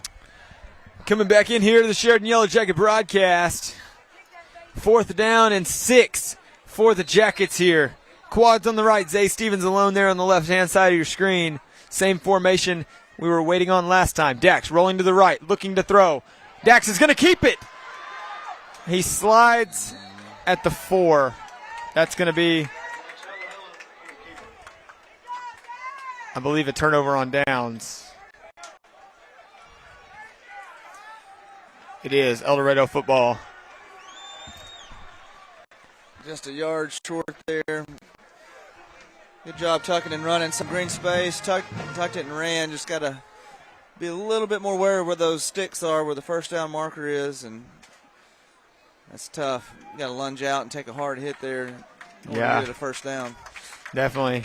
He didn't really have anywhere to throw the ball, and if you're going to run it, you got to dive forward. You can't just. I know it's hard for a quarterback. You don't want to take a big shot, but late in the game, when the game is on the line, essentially, you're going to have to take a shot and dive forward. Brings up the Sheridan Yellow Jacket defense. Handoff to number 6. Trying to make something happen. Gets a short gain on first down. Right up the middle. Good job, though. We got a lot of people up by the line of scrimmage trying to prevent the run and prevent the big play, so limit them to about 4 or 5 yards there. Still have one-on-one coverage at the top of your screen. Can't see it now, but it's one-on-one coverage up top and down low. You can't let them score at all right here. Any score by the Wildcats will put this in a mercy rule situation where the clock will run. Handoff. Keeps it. It's actually a quarterback keeper. They got me on that one. Pretty good gain. I think it's going to bring up third down. I believe it's 1 yard short. Little read play inside. Job turning it back inside. Got people there. Need to hit them a little bit sooner, but good job containing, keeping the quarterback running inside, not outside the numbers. Third down and 1, maybe 2. Jackets need a stop right here. A big stop. Need a big stop. Shoot a gap here. Snap is back. Handoff. Stopped at the line of scrimmage. Not sure if he got there. Give him forward progress. No, they're not going to say he got there. That brings up fourth down. Fourth down. Will they go for it? No. They might. No, they're bringing on a special teams unit for the first time tonight. And the Sheridan Yellow Jackets have forced a punt here late in the game. This is important. First time we've seen El Dorado's punter tonight. Good stand by our defense. There's been a lot of plays. When there's this many points scored, think about how many plays have been ran on the offensive and defensive side of the ball. So they're tired. It's a great job holding the ground there. Absolutely. Long snap coming. It's back. Punt up. Nobody back to return for the Jackets. So we'll see how the ball rolls. Great roll for Sheridan. Going to give it to us in Wildcat territory. And our offense is going to make their way out onto the field with excellent field position. Got to get some work done. That was a great job getting a defensive stop by the defense. Now that the defense had a good stop, now let's get out there on offense and make something happen here. Offense has done a great job tonight. Just need to keep moving that ball forward. Just like you said, Mason, great field position. Our offense is tired. I can tell don't have the pep in the step they had at the start of the game. Ran a lot of plays tonight. It comes down to off-season conditioning. And most of all, how bad do you want it? You got to reach down deep, find a different kind of level when you've ran this many plays about who wants it more here. It's going to test your character tonight. Absolutely. We got trips on the left. Eli Turner in the backfield. High snap. Dax has got to throw it quick. Gets it to Jay Bradshaw. Fumbling it. Don't know if he caught it. They're saying he caught it. Good catch. He kind of bobbled that one for a little bit. You got one saying caught it, one saying it hit the ground. Oh, how can you call it and say it hit the ground from behind him? Oh, my goodness. Okay, incomplete pass brings up 2nd and 10. He must have had a clear angle at that to definitively say that. That was the back judge that. The one that was behind him, yeah. The back judge right here in the middle of the field. Oh, okay. Said it. And then Mike had a clear angle at it. Mike said it hit the ground. So it brings up 2nd and 10. Twin receivers on both sides. Sorry, there's trips on the left there. Eli Turner's kind of lined up as a tight end there. Ball's going to him. Across the 40. Good gain there on second down. Great catch by Eli Turner. Good hands by Eli. Eli's a big kid, but he's got good hands too, using him in the flat there for a positive yard. Play on second down, brings up about 3rd and 2. Got a holding, going to back us up though. Yeah, good gain, just held. It's those shooting yourself in the foot moments. Going to back him up.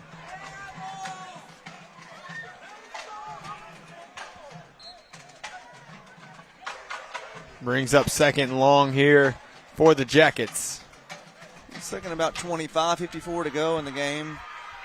2nd down. We have 3 downs here to get 1st down. We'll go for it on 4th down if we don't make it before then. Trips on the left. We got a receiver there on the top of your screen. Snap was back, now fumbled. Dax falls on it. Brings up 3rd and long. It's like a called rollout. Snap was a little bit behind Dax. He's been able to handle those all night, just not this time. Lucky to fall on the ball for a 3rd down, but we're going the wrong direction here. Yeah, not quite what you want after a defensive stop. That's the drives you gotta make something happen on offense, and as you said, they're tired at this point. This game has been fast-paced all night. Trips on the left, twins on the right, 5 wide. Snap is back. Dax looking to throw, got plenty of time. He's running. He's across the line of scrimmage. No flag was thrown for that. Going to bring up 4th and long. As long as any part of your body is behind the line of scrimmage, it could be your back foot, Mason, but as long as any part's behind it, you're okay. He was really close, though. You're right to going past the line. Yeah, you're right. It was close, but that back foot, it could have been there. I feel like that one could be the way. I'm glad it wasn't called. 4th and 16. Eli Turner in. They might use him as an extra blocker there to try and keep people off of Dax. 4 receivers. Who's the ball going to? Parker Mullins. Catching it, falling, turnover on downs. After the gain of about 7. Needed 16. Wildcat offense is going to come back out on the field. Yeah, went the wrong way on that drive. Penalty and fumble. Ended up getting it back to the original line of scrimmage almost.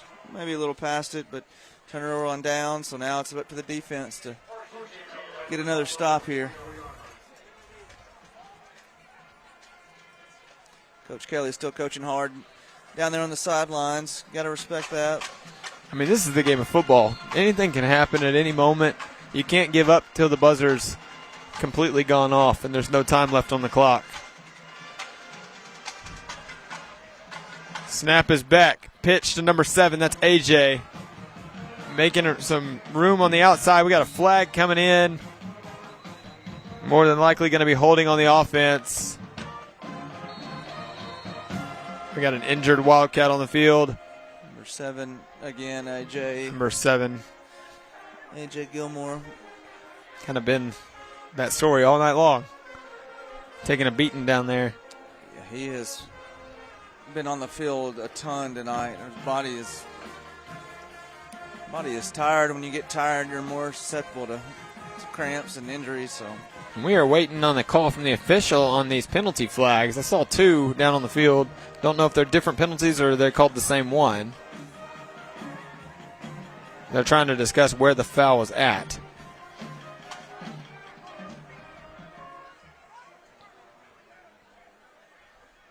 It is going to be on the offense. Platinum Roofing penalty flag holding on the offense.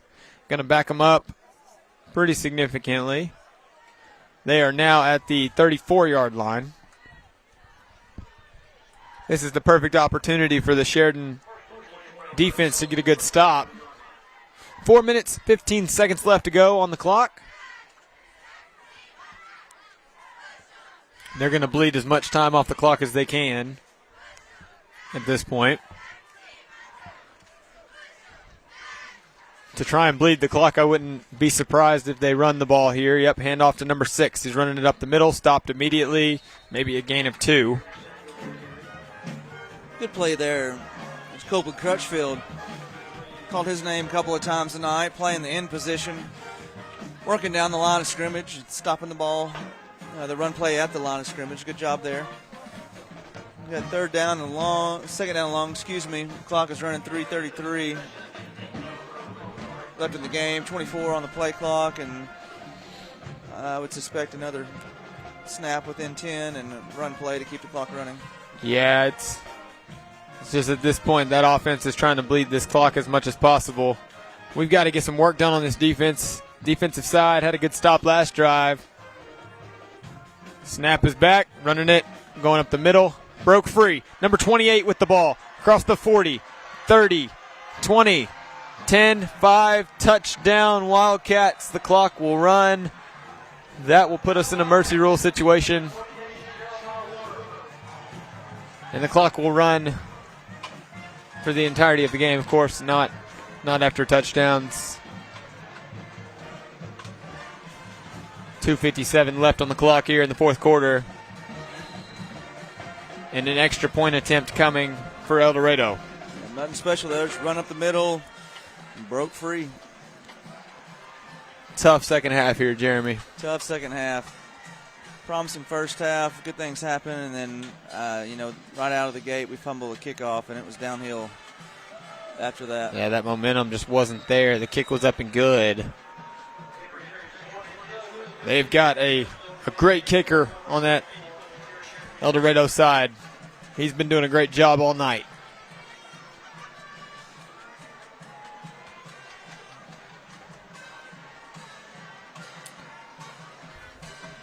(84-49). A lot of points scored. 2:57 to go in the game. And another opportunity here for our offense, assuming kickoff and handle it correctly. So, Mason, it's a tough night for the YellowJackets, but it's a promising future. We haven't put a complete game together. Maybe Whitehall was the closest one I can remember for the whole game, where our defense played exceptionally well and our offense played exceptionally well and our special teams played exceptionally well. Besides that game, I don't know that we've put a whole game together and still been able to win some games and make the playoffs this year. Kick was out of bounds, going to put us at 35. I was talking to Coach Kelly last week after the game, and he said, we've got to get to a point to where we can play two halves of football. We've done a good job in every single game this season playing a great half, whether it's the first half or the second half. We've done a great job against Jonesboro. It was the second half. But our first half was we just didn't have it. And like I said, we won the second half. That's all that mattered. We've won one half of football in just about every game, at least. But the problem is you've got two halves. You got to put it together. You got to make that happen. And we're definitely going to look for that next week in the playoffs. Snap is coming. Snap is back. We had 5 wide. Dax throwing. Jace Bradshaw with the catch across the 50 into Wildcat territory. Now to the 49-yard line. First Trust Home Loan first down. Good pitch and catch there. Dax gets up in his face, stays in the pocket, and delivers a strike down the field for a first down. So good fight by us. Good job. And here we go.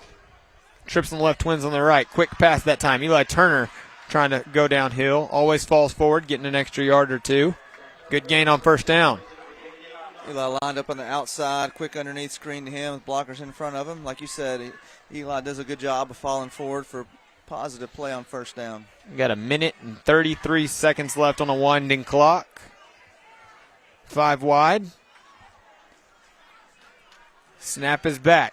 Dax looking to throw. Got plenty of time. Pass is thrown. Mason Mangrum takes a huge shot. Flag is definitely going to come down. That's a good call. Defenseless receiver. Got there early. Didn't have a chance to get that ball. Mason showed some toughness tonight. He's taking some big licks on the side of the field down here, running those deep routes.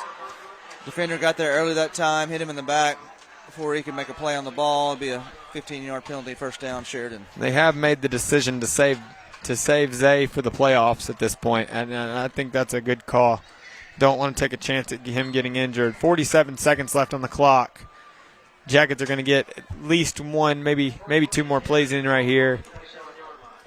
From the 27-yard line.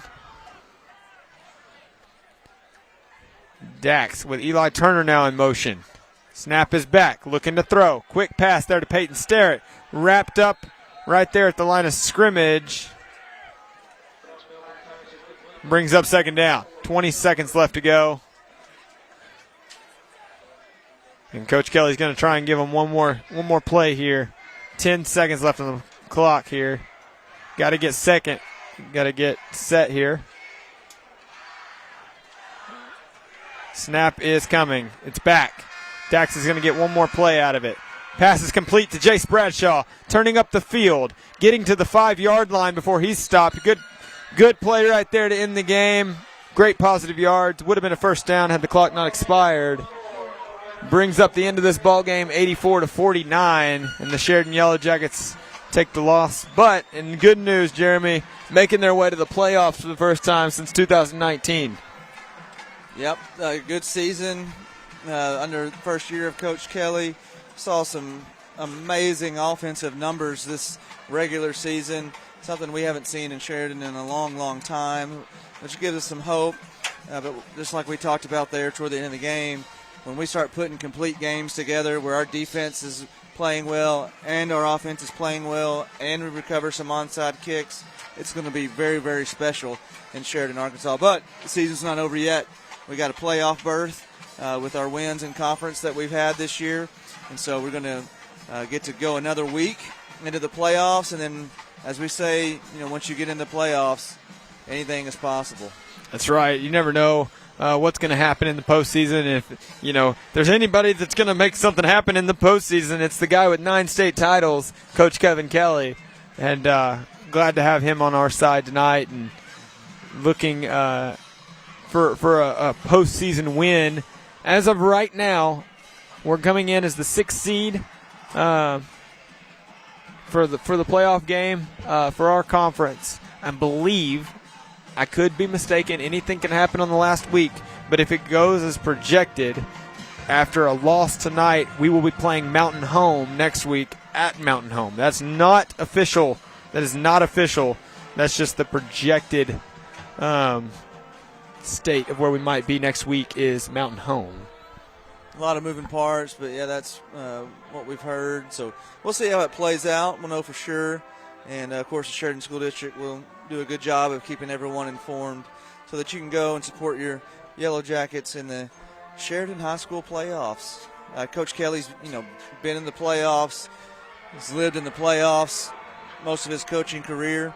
And so it won't be anything new to him. Some of these players, though, it will be a new experience. So he's going to have a week of coaching fundamentals, but also a week of preparing them mentally for what it's like to play in the playoffs in Arkansas.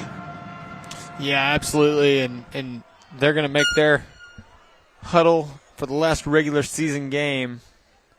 Usually it's a community-wide huddle. Our fans are not going to be able to make their way down onto this field the way the bleachers are set up, so they usually crowd up whenever that happens on away games and try their best to listen in. Coach Kelly visiting with El Dorado's coach still, and he'll address the team. But, yeah, it's good. Been a good season.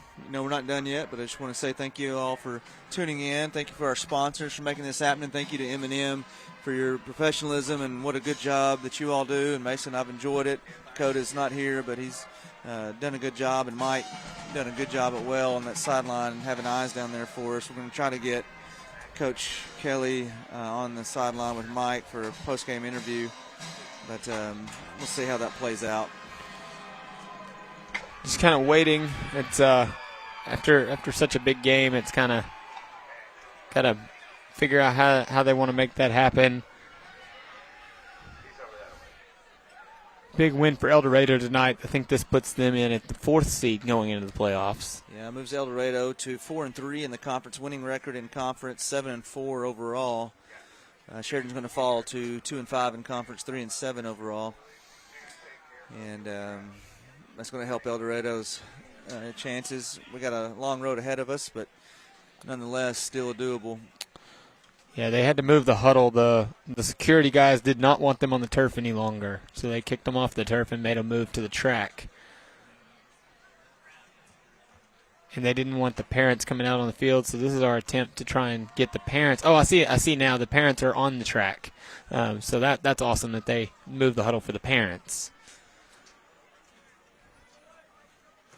And it's a big testament whenever your parents come drive 2.5 hours to watch you play football in a season that is extremely important in Sheridan Yellow Jacket history. It takes time with a new coach and a new program, Jeremy, and oh yeah, we're not a patient society at all. We like everything right now, but football takes time. You gotta introduce a scheme. He'll start introducing our schemes, our offensive schemes, to the 7th, 8th, and 9th graders, and you'll see over time that progression. But I can see an immediate improvement this year. How specifically offensively, how many points we put up and how many yards we have, and then as the season progressed, we got better as well. So it's going to take a little time, but very, very hopeful for the future of Yellow Jacket football. Also, shout out to the band coming 2 hours to support the football team, the cheerleaders, dance squad, whom I'm missing, student section. We had a good student section here tonight, so just good to see all the students supporting each other. Yeah, absolutely. I mean, that's such a powerful thing. You need a community that believes in you, and these guys, I mean, they've got it. It just takes time, like we said, and having a community that believes in you is extremely important. Something Coach Kelly said a lot at the beginning of the season, and it's something that I believe these guys have taken to heart. I remember we had a rough loss a couple weeks ago, and then Coach Kelly told the players, he said, I believe. And then randomly, I don't know who it was in the crowd, but somebody shouted out, I believe too. Somebody in the huddle crowd yelled, I believe too. And Coach immediately yelled and said, see, I'm not the only one. There are people that believe in you. Now you need to believe in yourselves. And that's exactly what happens moving forward into this postseason with this football team. And Coach Kelly does not run from responsibility. He's oftentimes said, the kids didn't do this. That's my fault. We didn't do this as a team. That's my fault. And so as a leader, he's taking responsibility. He is honest, and he's going to, say what comes to his mind, but he's going to shoot the kids straight. But I also noticed that he'll get into our players. But a couple weeks ago, all the players hung around at Marion and hugged him, like they appreciate him. They appreciate his leadership. They appreciate the tough love. And so he's going to give them tough love, but it's love nonetheless. And so you're going to see, probably see that on the sideline as you watch this. He's pleading with him, going to give him some tough love, but in the end, he does care about the program. But more importantly, he does care about these kids. He's molding boys into men as a football coach, and that takes time, and that takes effort, and that takes hard conversation sometimes. Yeah, absolutely. And you hit it. You hit the nail right on the head, Jeremy. I've seen time and time again these guys go up to Coach Kelly and tell him thank you. Yes, there's a losing record on the season. That happens, but ultimately these guys are not just growing as football players, but they are as character. They're growing in character as well. And Coach Kelly is trying to give them everything that he can. And like we've said a couple times, sometimes it just starts slow. And it takes time to get there, and these guys, they believe in it. They believe in Coach Kelly. They believe in the way that he does things. And, as a coach, to be able to take that responsibility, it's pretty incredible. So, it's nice to be able to hear that on our end. And, he says it to me, too, throughout the week. We'll be talking, and it'll just be, that's my fault, and then it's just so nice for them to be able to do that and to have a coach like that. I don't know how many people are going to stay with us, to the end, but I can attest. I've been fortunate enough to have a personal experience at Sheridan High School as a football player to not be good as a sophomore. We bring a new coach in. We win some games our junior year, and then our senior year, we go 8-3 and make it to the playoffs for the first time in 20-some-odd years. And so I'm telling you, it can happen with the right coach, with the right people around the coach, with community support. I've been through it, and it can happen, and I'm confident that it will happen again here in Sheridan. Yeah, I think we've got the program to do it and the program to build it. And this play, this game may not have gone our way, but as Coach Kelly just said, we are in the playoffs. We are in the playoffs, guys. The season is not over. The regular season's over, but that does not mean that the season's over. We now will begin the postseason, and it's just amazing to have that opportunity for the first time in 5 years. We're going to try and get Coach Kelly down there with Mike Nevins, trying to catch him. It's kind of hard to get through that crowd sometimes, so we'll give him just a second to get out there and try and make that happen. So we'll give it just a second. He's a busy man after a game, but we'll try and catch him here in just a minute. Those of you that are sticking with us, thank you. We appreciate the support on our end. We thank all of our sponsors again, our main two, First Trust Home Loans and Platinum Roofing, Allen Gate and Panel, Haley Lunsford with Lunsford Realty, and Allen Gate and Panel. Super thankful for all these people, Nash Therapeutics, People's Bank, Edwards HVAC. Super thankful for all of our sponsors this season. Thank you guys for making this possible and allowing us to do this. It has been fun. We are excited about what the future holds for this, and we're excited to see you guys next week at a playoff game. And we just can't wait. We're excited. We're thrilled. We're excited to be able to be there and to have that opportunity. And it wouldn't be possible without our sponsors, so thank you again.